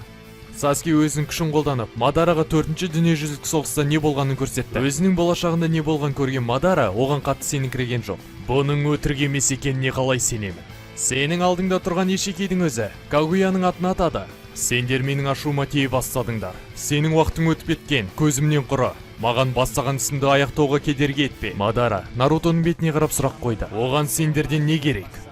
Ол сен істеген нәрсені істемекші, ағашты өсіріп, чакра ұрығын жемекші. Егер ол оған қол жеткізсе, әлемдегі адамдардың бәрі жойылады, және біздің қол жеткізген нәрсеміздің бәрі. Қол жеткізген? Иә, Мадара, Хаширама екеулерінің армандарың орындалды. Әлемдегі 5 ауыл бейбітшілікте өмір сүріп жатыр. Мылжыңдауды доғарыңдар, шаршаттыңдар әбден. Ишики шабуыл жасақсы келді, бірақ Мадараның чакра соққысы оны тоқтатты. Өзіңді кім санағаныңды білмеймін, сілімтік. Бірақ бұл жерде не істеу керек екенін мен шешемін. Сондықтан аузыңды жапта, өзіңнің өліміңді күт. Сен менің руымдағы адамдарға қарағанда да меншіл екенсің. Наруто Мадараның қасына жақындап, оның иығына қолын қойып былай деп айтты. Мені тыңда, Мадара, бұның қалай көрінетінін білемін, және бұның бәрін түсіну өте қиын. Бірақ Мадара, сенің бізге көмегің керек. Бізге Ишикиді жеңуге көмектес, сол кезде уәде беремін. Мен саған бәрін айтып түсіндіремін. Сен расында да ол көмектесе алады деп ойлайсың ба? Ол сендер екеулеріңе жеңіліп қалған, сондықтан ол боқмұрын. Ол екеуіңнен әлсіз болса, ол мені мүлде жеңе алмайды. Жағдайды түсініп тұрсыңдар ма? Нарутоға ойланып қарап тұрып, Мадара Ишикиға бұрылып былай деді. Өз күшіңді сонша мақтадың. Күшің сол сөзіңе лайық деп ойлаймын. Маған сенгеніңе рахмет, Мадара. Алдымен оны Канохадан шығару керек, әйтпесе тұрғындар зардап шегеді. Мен Учиха кланының басшысы болған кезде, мен жалғыз шайқасуға мәжбүр болдым. Менің күшім өте мықты болды, ал әріптестерім болса, өмірі аяғыма оратылып жүретін. Бұл сөзіңмен айтқың келеді. Мен олмен жалғыз шайқасамын, кедергі етпеңдер. Осылай айтып, Мадара өзінің лимбасымен Ишикиді ұстап алды. Немене? Тағы да, мені бірнеше адам ұстап алған сияқты. Мадара уақыт кеңістік әдісін қолданып, Ишикиді басқа лемге алып кетті. Бұл жерде бізге ешкім кедергі етпейді. Байғұс сілімтік, егер сен осылай уақытты созамын деп ойласаң, қатты қателесесің. Қандай қызық. Сен қазір өзіңді жеңімпазбын деп санап тұрсың ба? Мадара мен Ишики байсалды түрде шайқасқа дайын болды. Бірінші қадамды Оцусуки жасалды. Ол тайджутсу арқылы Мадараға шабуыл жасады. Және оның физикалық күшін Мадара өзі айтып кетті. Жылдам, мықты, ептілігі де жоғары. Тайджутсудан мен одан қалып қаламын. Ишики қатты соққысымен Мадараның оң қолын сындырады, бірақ емдеу әдісі арқылы Мадара өзінің қолын тез емдеп алады. Жаман емес, бірақ бұндай жарақаттар маған ештеңе істей алмайды. Мадара одан байсалды шабуыл күтті, себебі қарсыласы тек тайджутсумен шектелмейтінін білді. Ойнауды доғар, өзіңнің шынайы күшіңді көрсет. Ишики Мадараға күлімсіреп қарап тұрды. Саған нағыз шайқас керек пе? Жақсы, мен саған бұны ұйымдастырып беремін. Мадара лимбасын қолданып Ишикиге жан-жақтан шабуыл жасады, және бірнеше соққыдан кейін Ишики көзден ғайып болды. Ол Мадараның қасынан пайда болып, қатты соққымен оны ұшырып жіберді. Бұл не болды өзі? Телепортация? Жоқ, бірақ телепорт үшін бұл жай басарлық. Ишики күлімдеген көзқарасын тоқтатпады, және ол соққы жасап, өзінің шабуылын тоқтатпады.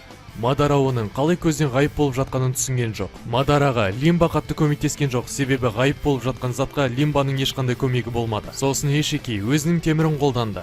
Мадара шайқастағы өзін жоғалтып алады. Ишикидің әр соққысы Мадараны тығырыққа тіреді, және қадалған темірлер оның қимылдарын тоқтатты. Соңында Мадараның денесінің бәріне темір қадалды. Ол тіпті қимылдай алмады. Аңызға айналған Учиха Мадара 1 минутта жеңіліс тапты. Мына сілімтікті ең мықты Учиха деп мойындады ма? Менің көңілім қалды. Мадара денесіндегі темірлердің кесірінен қимылдай алмаса да, оның бетіндегі күлкі кеткен жоқ. Ол Ишикиға қарады да күлді. Мадара Шинра Тенсей қолданып денесіндегі темірлердің бәрінен босатылды, және денесіндегі тесіктер тез жазылып кетті. Егер де мен жай адам болсам, мүмкін бұл соққыңды сезінер ме едім? Мадара сол көзіндегі ренинганды мәңгілік Мангёку Шаринганға ауыстырады. Сен мен көзбе-көз болу керек. Өзіңе керек заттарды кішірейтесің, ал кез келген уақытта оларды үлкейтесің. Бірақ сен мені кішірейте алмайсың. Сондықтан сен бұл әдісіңді басқа адамдарға қолдана алмайсың, немесе өзіңе мықты адамдарға. Бірақ біз екеуміз де білеміз, екінші жауаптың дұрыс екенін. Ишики қызбалыққа салынып кетіп, Мадараға тағы шабуыл жасайды. Мангёку Шаринганның арқасында Мадараға соққыдан қорғану оңайырақ болады, бірақ сонда да Ишикиде басымдылық бар. Екеуі тайджутсумен төбелесіп жатқан кезде Мадара былай деп айтады. Сенің мықтылығың, жылдамдық және күш. Ишики тағы да темірін қолданып, Мадараның денесіне тыға бастады. Содан басқа, сенің мақтанатын түгің жоқ. Мадара Шинра Тенсей қолданып, темірлерден босатылады. Ишики де алысқа ұшып кетеді. Аянышты мүмкіндіктер. Неткен байғұс едің. Мадара қолмен мөр жасап, өзінің әдісін қолданбақшы болды. Мен саған нағыз күшті көрсетемін. Мадара тақуаның күшін қолданып, оның ішінде найзағай әдісін қолданады. Мадараның жан-жағының бәрі найзағай болды. Ишики бұл соққыдан қашпақшы болды. Бірақ өзінің ренинганы арқылы Ишикиді өзіне тартып, әдісіне түсірді. Ишики найзағайға түсіп, оның басы айналып тұрған кезде өткір сәуле әдісін қолданып, Ишикидің басын кесіп тастамақшы болды.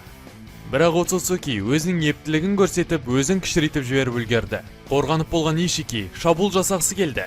Бірақ шабуыл жасау оның қолынан келген жоқ, себебі Мадара алдын ала лимба қолданып қойған. Лимбасы арқылы Ишикиді қасына жолатқан жоқ. Ишики артқа секіріп, арақашықтықты ұстады. Ол өзін кішірейтсе де, Мадара оған қарсы шайқаса алады. Мәс саған, өзіңнің сауытың Сусаноны қолданама деп ойлап едім. Өзін жәндіктің мөлшеріндей кішірейте алатын қарсыласқа бір ауылдың мөлшерімен тең Сусаноны қолдану? Маған дейін қандай ақмақтармен шайқасқаныңды білмеймін. Бірақ менің дәрежем басқа. Солайша Мадара шабуылға шығады. Ишики оның денесіне қайтадан темір тықты. Бірақ Ишикидің өзі де көп соққы алады, немесе Лимбаға қарсы шыға алмайды. Ол тіпті оны қалай қай жерден ұрып жатқанын да білмейді. Бұның бәрі пайдасыз. Маған қанша соққы жасасаң да мен өзімді қалыпқа келтірем. Қаншалықты жылдам болып қашсаң да, түптің түбінде саған жетемін. Мадара өзінің салмақты әдістерін қолданды. Себебі ол оны ұстай алмайды, себебі тайджутсудан одан қалып қалады. Сондықтан оған от әдісі, найзағай әдісі және шинратынсы көмектесті. Ишикидің қимылдарын тоқтату үшін Мадара өзінің көп әдістерін алдыға қарай шығарды. Және Лимба арқылы жойқын соққылар жасады. Және Ишикиді бар күшін салды. Ишики өзінің әлемінен төрт бұрышты заттарын шақырды. Бірақ төрт бұрышты заттар, темірлер және жойқын соққылар Мадараның ажалсыздығына қарсы тұра алмайды. Яғни пайдасыз. Шайқас жалғасқан сайын Ишики әлсірей берді, ал Мадара болса аз күшін кетіріп қарап тұрды. Білесің бе, екеуміздің айырмашылығымыз неде? Өзінің лимбасы арқылы Мадара Ишикиді ұстап алып, жойқын сәулесін қолданып, оның қолын кесіп алды. Бұл сәтте Ишики өліп қала жаздады. Айырмашылық, сен мына жарақатты емдей алмайтыныңда. Мадара өзінің қолын кесіп алып, оны қайтадан қалыпқа келтіреді. Міне, айырмашылықты қара. Ертеме кешпе, сен шаршап қаласың. Ал мен шаршамаймын, ешқашан шаршамаймын. Сен ауырсынып қиналып жатқанда, мен кез келген жарақатты емдей аламын. Мадара жеңіл жүріспен Ишикидің қасына барады. Сен байғұстым әлсізсің. Сенің басымдылығың тек физикалық күште. Бірақ бұл күшің ажалсыздыққа қарсы тұра алмайды. Мені бағаламауыңды доғар. Сілемтек! Ишики Мадараға қайтадан шабуыл жасайды, бірақ оның жылдамдығы әлсіреп қалды. Алған затты қайтару керек. Сен ұзаққа шыдадың. Сенмен өткен сағаттар тіпті байқалмады да. Бірақ бұның да соңы келді. Мадара Ишикиға жақындап, қолмен жұдырықтаса кетті. Тайджутсудағы басымдылық Мадараға қарай ауысты. Ишики шаршап қалды, және оның қолы жоқ. Соңында Ишики Мадараның алдында тізерлеп құлады. Аяқталды. Байғұс сілімтек, сен күш ұрығының арқасында осындай болдың. Оцуцуки күшінің арқасында ажалсыздыққа қол жеткіздің. Бұл күштің бәрі негізі маған тиесілі еді. Дәл уақытында сол жерде болып, сенің жай ғана жолың болып кетті. Мадара Ишикидің сөзін тыңдап, күлді де аяғымен оның бетінен басты. Айтшы маған, байғұс адамнан жеңілгенде қандай сезімде болады екенсің? Мадара зұлымдықпен күліп, Ишикидің бетін қаттырақ басты. Жай адам болсам да, мен өзімнің жоспарымды іске асыра алдым. Тіпті мен өлсем де, менің атым кез келген адамның денесін түршіктіреді. Мен өзімнің жоспарымды іске асырдым. Тіпті өліп қалсам да.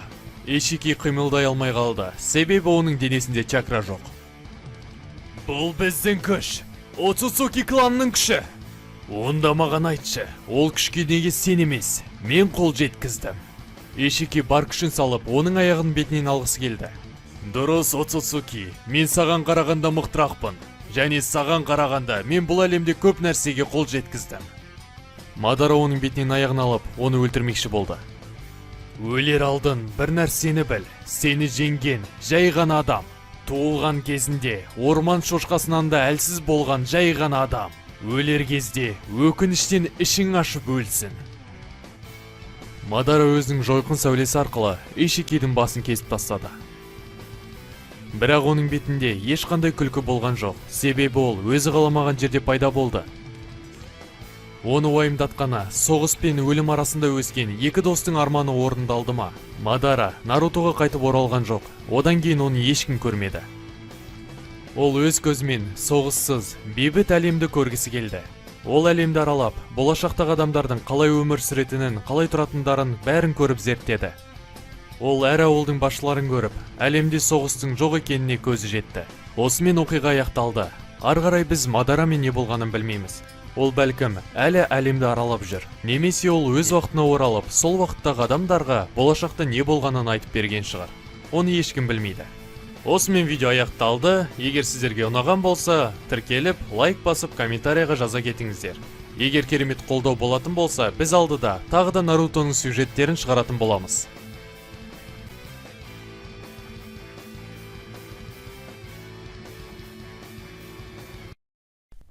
Бәріңізге сәлем достар, сіздермен бірге әдеттегідей JP арнасы. Бастапқыда түсінулеріңіз үшін айта кетейін, Хаширама мен Мадара достасты. Олар бірге жасырын жапырақ ауылын құрды. Мадара Учиха руының басшысы, ол әлі жаман болып үлгерген жоқ. Мадарамен аяқтадық, ал енді Акацкиға көшейік. Акацки тобы өздерінің болашаққа деген жоспарларын құрып жатты, Обитодан басқалары. Яғни ол бір-екі тірліктермен кетіп қалды. Мадара жақсы, ал Акацкида Обито жоқ. Ал ендеше Мадара Акацкиға қарсы сюжетімізді бастайық. Мадара Канохада серуендеп жүрген кезде ол бірден жоқ болып кетті. Иә, оның қалай болашаққа тап болғанын ұзақ қылып созып айтпағанды жөн көрдім. Сондықтан сіздердің рұқсаттарыңызбен ары қарай жалғастырайын. Солайша Мадара өзіне не болғанын түсінген жоқ, және ол бір түрлі жерде пайда болды. Ол жерге түскен кезде жамандық болу мүмкін деп өзінің Сусаносын қосады. Яғни оны жаулар күтіп отыру мүмкін. Ол жерге түскеннен кейін жан-жақтың бәрін қарап зерттей бастады.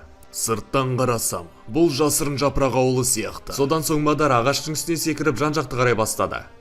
Нақты білмеймін. Мен қайдамын?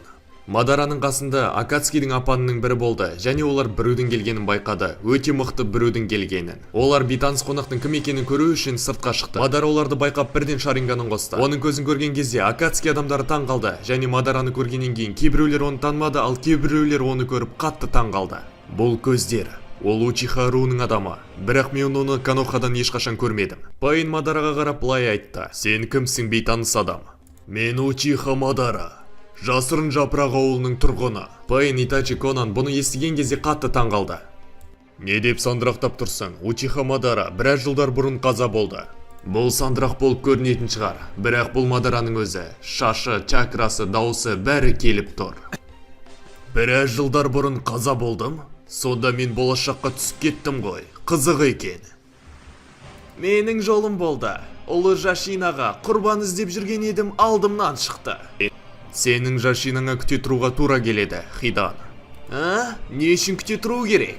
"Біздің алдымызда тарихтағы ең мықты Учиха." Сол уақытта Мадара оларға қарап, олардың кім екенін түсінуге тырысып жатыр. "Олардың кейбіреулері мені біледі, ал кейбіреулері білмейді. Қызық екен." "Ең мықты Учиха? Итачи олардың бәрін қырып тастаған шығар деп ойлап едім." Мадара бұны естіп қатты таң қалды. "Учиха руын түгел қырып тастады? Менің руымды қыра алатын шиноби әлі туылған жоқ."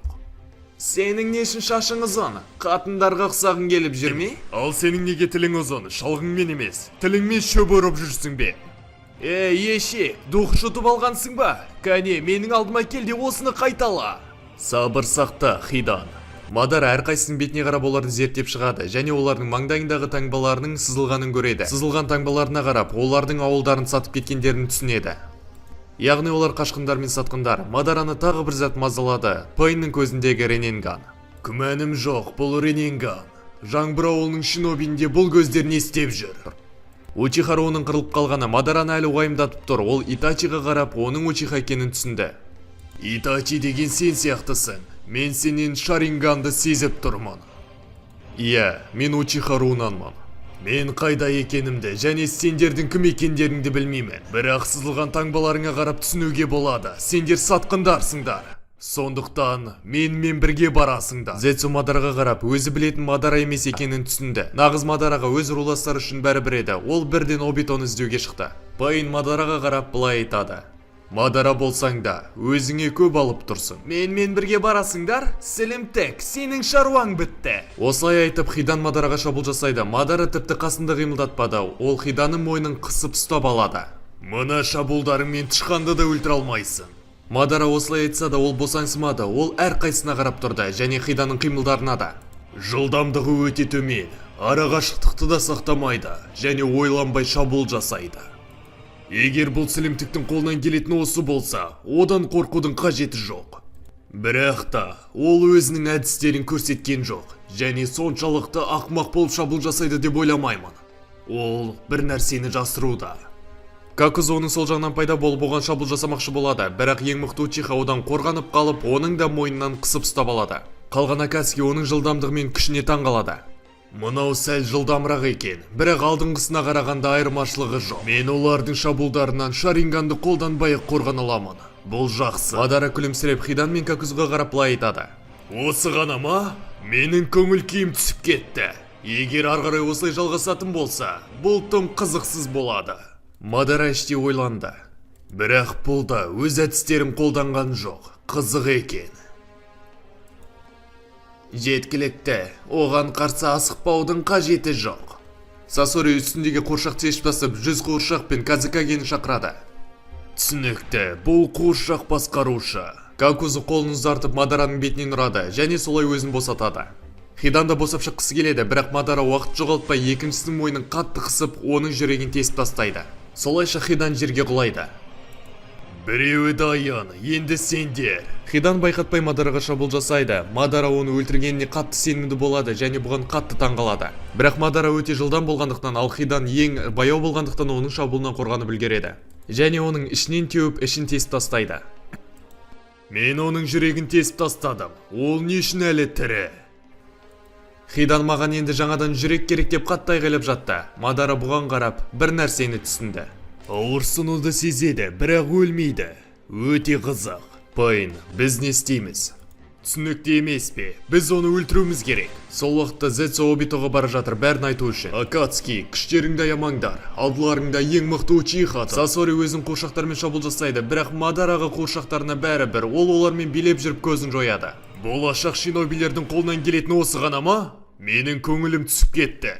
Какузу су және найзағай элементімен Мадараны тоқтатуға тырысады, ал Мадара болса оның әдістерін түсініп алады. Түсінікті, оның бір түрлі құбыжықтары 5 элементті қолданылады, ал өзі болса жіптер арқылы алдыға қарай созыла алады.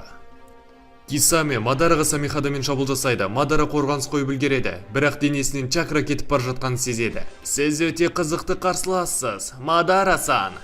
Оның қылышы чакра сорады. Күмәнім жоқ, ол тұманың 7 семсершісінің бірі. Мадара Кисамен аяқпен теуіп ұшырып жібереді. Дейдар аспаннан Мадараға қарай бомбаларын жаудырады. Әрине, бұл соққылардан қашу өте оңай. Бірақ олар бәрі бірігіп шабуыл жасай берсе, бұл қиындыққа соғады. Мадара Акацки қарап ойланып тұрады. Қуыршақ басқарушы, ажалсыздар, және тұманың 7 семсершісінің бірі, және бомба лақтырушы. Бұл өте қызық. Бірақ әлі Итачи мен Рененган басқарушысы қалды. Олар өз күштерін көрсеткен жоқ. Маған олардың күшін көру керек. Шайқасқа жоспар құруым үшін.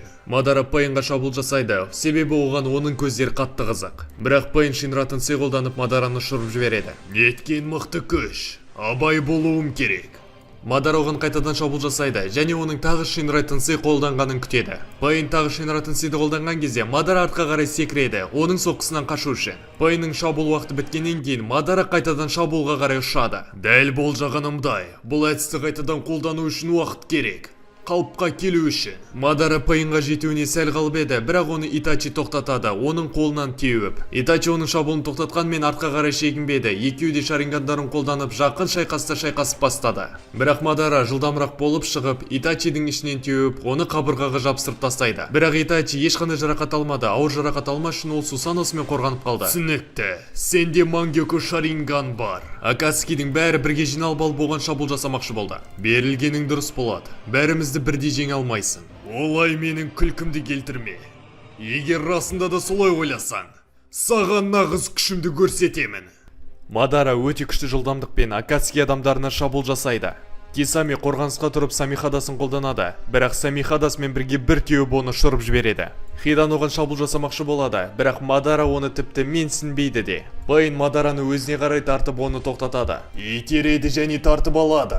Түсінікті. Мадара қорғану үшін Сусаноны қолданады, және Кисаме де оған шабуыл жасайды, және Сусаноның кейбір бөліктерін жұтып алады. Пайн оған тағы шабуыл жасайын деп жатқан кезде, оларды біреу тоқтатады. Жеткілікті, шайқасты тоқтатыңдар. Мына дауыс. Дәл менің даусым сияқты. Акацки мен Мадара шайқасуды тоқтатты. Мадара оның бетпердесінен шаринганды көреді. Сен кімсің өзі? Мен, бұл сен Мадара. Мадара бұны естігеннен кейін қатты таңғалады. Обито оған генжитсу арқылы бәрін түсіндіргісі келеді, бірақ Мадара оған сенбейді. Нагата Пайндарды жақсы басқару үшін олардың қасына жақындайды, бірақ ол өзін көрсетпейді. Конан да оның қасында. Бұл шайқастың ешқандай мағынасы жоқ. Уақыты келген кезде сен бәрін түсінесің. Сәлемтек, менің даусыммен сөйлеуіңді доғар. Ашуыма тиіп жатырсың. Мен бұған сенеді деп ойлайсың ба? Осылай сөйлесіп жатқан кезде Мадара тағы да сол бір түрлі нәрсені сезеді. Тағы да сол сезім. Мадара тағы да уақыт кеңістігінен ауысып жатқанын біледі, бірақ осы жолы Акацки олмен бірге. Барлық Акацки және Нагата Мадара ескі ғимаратта пайда болады. Осы жолы енді қайда пайда болдық? Мадар және Акацки біреулердің бар екенін сезді және артына қарап отырған адамдарды байқады. Бәрі дәл айтылғандай, киімдерінде қызыл бұлттың суреті бар адамдар біздің әлемге кіріп келеді. Акацкидің көз алдында Генрерюдан отырады, яғни өрмекшілер тобы, Хисокамен қосқанда. Қызыл бұлтты киім, ол бізді айтып тұрма?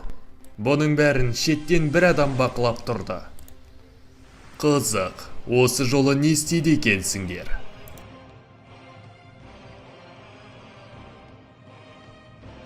Осылайша, бірінші бөлім аяқталады. Екінші бөлімде Акацки мен өрмекшілер тобы шайқасатын болады. Бұл сіздерге керемет эмоция сыйлайды деген ойдамын. Ал ендеше лайк басып, арнаға тіркеліп, комментарий жаза кетейік. Осы видеоның астына 1000 лайк жинап тастайық. Сол кезде келесі видео өте жылдам шығатын болады. Ал ендеше сіздермен бірге болған әдетті IDJB арнасы, біз қоштаспаймыз. Жай ғана келесі көріскенше. Сау болыңыз.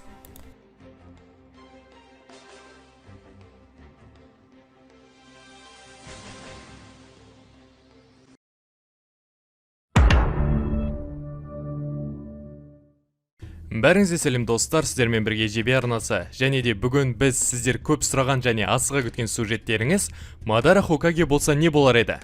Міне бүгін осы сюжеттің уақыты келді. Ендеше жайғасып отырып, қолдарыңызға чай мен печеньелеріңізді алыңыздар. Сіздерге жақсы қаралым тілеймін. Ендеше бәрін басынан бастаймыз, рулар соғысы кезінен. Бұл сюжетте Хаширама нағыз анимедегіден қарағанда әлсізірек болады. Яғни қысқасын айтқанда, Мадара Хашираманы жеңеді, оның кіші інісі өлмейді, және де Мадараның арқасында Учиха руы соғыста жеңіп шығады. Бірақ та Мадара Сенджу руын өлтіргісі келмеді, себебі оның арманы әлі сол болады. Ешқандай соғыссыз өмір сүретін ауыл құру. Хаширама да Мадараға бейбітшілікті ұсынады. Бірақ та Мадара шешім қабылдауға қатты қиналды. Сосын соңғы шешуші шайқас біткеннен кейін Мадара қылышын тастап, жеңіліп қалған Хаширамаға өз қолын ұсынады. Учиха мен Сенджу руының адамдары Мадараның бейбітшілік ұсынғанына қатты таңғалды. Мадараның кіші інісі оның шешімімен келіспеді. Не істеп жатырсың аға? Жеңіс біздің қолымызда тұрғанда, оларды жібере салмақсың ба? Аузыңды жап. Олар біздің қаншама адамдарымызды өлтірді. Осыдан кейін қалай бейбітшілік ұсынасың? Мен саған аузыңды жап дедім. Изуна өз ағасынан қорқып үндемей қалды. Мадара былай айтты: бәрің мені тыңдаңдар. Осы уақыттан бастап Учиха мен Сенджу руы ұзақ уақыттан жалғасып келе жатқан соғысты тоқтатады. Мадара Хаширамаға қарап былай айтады: Хаширама Сенджу, мен екі рудың арасындағы араздықты тоқтатқым келеді, егер сен келіссең. Мадара Хаширамаға қолын созып оған тұруға көмектеседі. Маған қолыңды бер. Хаширама күлімсіреп ойланбастан Мадараға қолын береді. Учиха мен Сенджу руы бұндай жағдайға қатты таңғалады, ал Мадара болса Хаширамаға тұруға көмектеседі. Хашираманың бетіндегі күлкі әлі кетпеуде. Ақымақ, күлімсіреуді доғар. Бәрі саған қарап тұр. Кешір, мен жай ғана арманым орындалғанына қатты қуаныштымын. Мадара күле бастады, ал Хаширама болса бұған қатты таңғалып қарады. Енді біз ауылды басқарамыз ба? Мадара күлімсіреп Хаширамаға қарады. Сен уайымдама, бәрі жақсы болады. Кішкене уақыт өткеннен кейін Мадара айтады: өз ойыңды айт, ауылымызды не деп атаймыз? Бейбітшілік сенің арқаңда болды, сондықтан ауылдың атын қоюға саған жол беремін. Мадара ойланып кетті, және оның алдында жапырақ құлады. Бірнеше секундтан кейін ол былай айтады: Каноха, жасырын жапырақ ауылы. Мадара мен Хаширама күлімсіреді. Онда солай болсын. Сол уақыттан бері Каноха пайда болды. Уақыт өткен сайын ауыл ары қарай дамый берді. Жан-жақтан әртүрлі рулар келіп Канохаға қосылды. Ауыл қатты дамып кетті. Ол ең үлкен ауыл болды. Мадара болса өз ауыл тұрғындарын қатты жақсы көрді. Ауыл тұрғындары да өз басшыларын қатты жақсы көрді. Хаширама Мадараның көмекшісі болды. Басында Мадара мен Хашираманың інілері оларды қолдамады, бірақ олардың ағасы қандай бақытты және ауыл тұрғындарының бақытты екенін көріп, олар келісті. Бір кезде Изуна мен Табирама екеуі бір тапсырмаға барады, және де Сенджу мен Учиханың бірігуі жақсы нәтижелер көрсетті. Ол екеуі тапсырмаларын өте керемет аяқтап шықты. Мадара олардың жетістіктерін көріп, ол екеуін бір топта қалдырамын деп шешеді. Ол екеуі басында бір-біріне үйренісе алмады, бірақ бір кезде тапсырмада бәрі жоспардағыдай болған жоқ. Табирама қақпанға түсіп қалды. Ол Изунаға қашып ауылға жеткіз деп айтады. Бірақ Изуна Табираманы тыңдамай, оған көмектесемін деп шешеді. Олар жаулармен шайқасады, және де бір кезде Каноха шинобилері келіп оларды құтқарып үлгереді. Изуна Табирамаға көмектеспес алдын ол хатты құсқа байлап оны Канохаға жіберген екен. Осындай шайқасты басынан өткізген екеуі ауруханаға жатады. Ағалары оларды іздеп ауруханаға келеді, және оларды бәрі дұрыс екенін көргеннен кейін олар өз міндеттеріне қайтып оралады. Және де осыдан кейін Изуна мен Табирама Хаширама достасады. Осы сәттен бастап Учиха мен Сенжуруның бір-біріне деген өшпенділіктері толықтай өшеді. Олар соғысшыл ұмытты және бәрі бір шатырдың астында өмір сүреді. Осылайша жылдар өтті. Мадара мен Хашираманың өз армандары болды. Олар осы арманды орындаймын деп бір-біріне сөз береді. Ауылда бейбітшілік орнады, бірақ басқа ауылдармен бейбітшілік болмады, және бұл ең қиыны болатын. Кагилер жиналысында Мадара барлық ауылға бейбітшілікті ұсынады, бірақ та басқа ауылдар көп нәрсе сұрады. Құм ауылы От ауылына қарсы бір нәрсе сұрайды, ал Бұлт ауылы Туман ауылына қарсы бір нәрсе сұрады. Осылай жалғаса берді. Мадараға бұл ұнаған жоқ. Мадара мен Хаширама құйрықты биджуларды тауып алып, оларды жеңіп басқаруын алады. Және осы сәтте Мадара мен Хашираманың арасындағы алғашқы ұрыс басталады. Хашираманың ойы құйрықтыларды әр ауылға үйлестіріп беру. Мадараның ойы оған қарсы, ол биджуларды Канохада сақтап әскери күшті дамытқысы келеді. Хашираманың ойынша, егер құйрықтылар мен басқа ауылдарды қорқытатын болсақ, бейбітшілік ешқашан орнамайды. Ал Мадараның ойы бойынша, Каноханың әскери күші өсіп, басқа ауылдар Канохаға қарсы шықпайды деп ойлайды. Хаширама айтады, егер де олар біздің күшімізден қорқса, олардың бәрі бірігіп Канохаға қарсы шығады деп айтады. Бірақ Мадара оны тыңдамады. Солайша Мадара құйрықтыларды Канохада қалдырады. Хаширама Мадараның ойын қолдамайды, және де ол болашақ үшін қорқады. Болашақта соғыс басталып кетеді деп. Басқа ауылдар Канохадағы биджу жайлы біледі. Содан кейін Мадара мен Хаширама Кагилер жиналысына барады. Каноханың бұл шешіміне басқа ауылдардың көңілі толмады, және әр құйрықтыны әр ауылға бөліп таса деп айтады. Мадара ашуланып орнынан тұрды, ал басқалары сескеніп шайқасқа дайын болды. Мадара қатты ашуланды. Сендер, бір-бірлеріңе түкіргендерің бар. Бұл жерде ешкім бейбітшілікті қаламайды. Жай ғана өздеріңді ойлап қалғансыңдар. Біз сендерге құйрықтыларды берсек те, ештеңке өзгермейді. Сендер жай ғана талап етуді білесіңдер. Өздерің бейбітшілік үшін ештеңке істемейсіңдер. Енді сендерге деген жауабымды тыңдаңдар. Сендерге құйрықтылар түгілі мысықта бермейміз. Және құйрықтылар біздің әскеріміздің бір бөлшегі болады. Кім маған қарсы айтыңдар, немесе мәңгілікке ауыздарыңды жабың. Барлық Каги орнынан тұрып қарсы екенін айтады. Қалағандарың болсын. Мадара мен Хаширама ауылдарына келді. Мадара, маған айтшы, неге соғыс бастадың? Біздің арманымызды құрттың ғой. Жоқ, Хаширама, бейбітшілікті орнату үшін қолымнан келгеннің бәрін істеймін. Екеуміздің арманымызды сатпадым. Мадара жапырақ ауылының шинобилерін жинап, шайқас басталмастан бұрын айтады. Бұл соғыс тарихтағы ең алғашқы және ең соңғы соғыс болады. Мен сендерден бір нәрсе сұраймын. Қолына қару ала алмаған адамды және халықты өлтірмеңдер. Оларды қорғаңдар. Мен сендерден көп нәрсе сұрап тұрмын. Бірақ бұны істеу керек бейбітшілік үшін. Біз жаулап алатын қаншерлер емеспіз. Сондықтан өтінемін, бар күштеріңізді салыңыздар. Сосын, біз осы әлемді құтқаратын боламыз. Ауыл тұрғындары Мадараны қолдайды. Олар оған қатты сенеді. Хаширама оны қолдаған жоқ, бірақ сонда да көмектеседі. Уақыт өтті, соғыс жалғасуда. Көбісін тұтқынға алды. Алдымен Туманнан бастады. Басшыларын тұтқынға алғаннан кейін Туман ауылы Каноханың досына айналды. Арғырай соғыс жалғаспады, яғни Мадара ешқандай тұтқынды өлтірмей, оларды өз отбасыларына қайтадан қайтарып берді. Мадара оларды өлтірмейтінін және шайқаспайтынын айтады, керісінше оларды қорғайды. Туман ауылы енді шайқасқа қатыспайды, ал Каноха ауылы оларды қорғайтын болады. Туман ауылының тұрғындары Мадараның шешіміне қатты таңғалады. Сосын Мадараның жақсы ойын түсінген Құм ауылы да олармен бірге достасады. Мадара бұны естіп бірден Құм ауылына аттанады. Құм ауылының жағдайы өте төмен. Ол жерде тамақ тапшылығы мен су тапшылығы болып жатыр. Мадара өздерінің қорымен бөліседі, тамақ суларымен. Құм ауылы Хаширама мен Мадараның бұл ісіне таңғалып, олармен соңына дейін боламын деп сөз береді. Туман, Каноха, Құм ауылы үшеуі біріккеннен кейін олар соғысты жеңеді. Тас ауылын дәл Туман ауылы сияқты жаулап алуға тура келді. Бәрі жеңілгенін көрген Бұлт ауылы олар да Канохаға қосылады. Мадара барлық кагилерді жинайды, содан кейін құйрықтыларды Хаширамаға тапсырады, бұның бәрін әр ауылға бөліп бер деп. Осылайша осы әдіспен Мадара өзінің жау емес дос екенін білдірді. Солайша әлемнің бәрінде бейбітшілік орнады. Әрине әлі біраз жұмыстар жасау керек, бірақ сонда да бұның жақсы жақтары өте көп. Біздің сюжеттің мақсаты да сол болды. Жақсы Мадараны шын анимеге қосқанда өте керемет болушы еді. Мен бұны көргім келеді. Қазір көбісі комментарияда айту мүмкін, бейбітшілікке қол жеткізу бұлай оңай емес деп. Әрине, бейбітшілікке қол жеткізу бұлай оңай емес, бірақ Хаширама мен Мадара сол уақыттағы ең мықты адамдар болатын. Бұл мүмкін деп ойлаймын. Көздеріңе елестетіңіздер, оларда 9 құйрықты және ол құйрықтарды басқаратын Учиха кланы бар. Каноха ауылы өте мықты. Және де бейбітшілік Мадара мен Хашираманың армандары. Сондықтан олар бұған нақты жетеді деп айта аламын. Және де Мадара інісі қайтыс болғаннан кейін өз сөзінде айта кеткен: "Інім жоқ болса, маған бейбітшілікте керек жоқ" деп. Сондықтан інісі тірі болса, ол інісі үшін бейбітшілікке жететін еді. Осылайша Мадара Хокаге атты сюжетіміз аяқталды. Сіздермен бірге болған әдеттегідей жебе арнасы. Өз ойларыңызды комментарияға жаза кетіңіздер. Қош сау болыңыздар.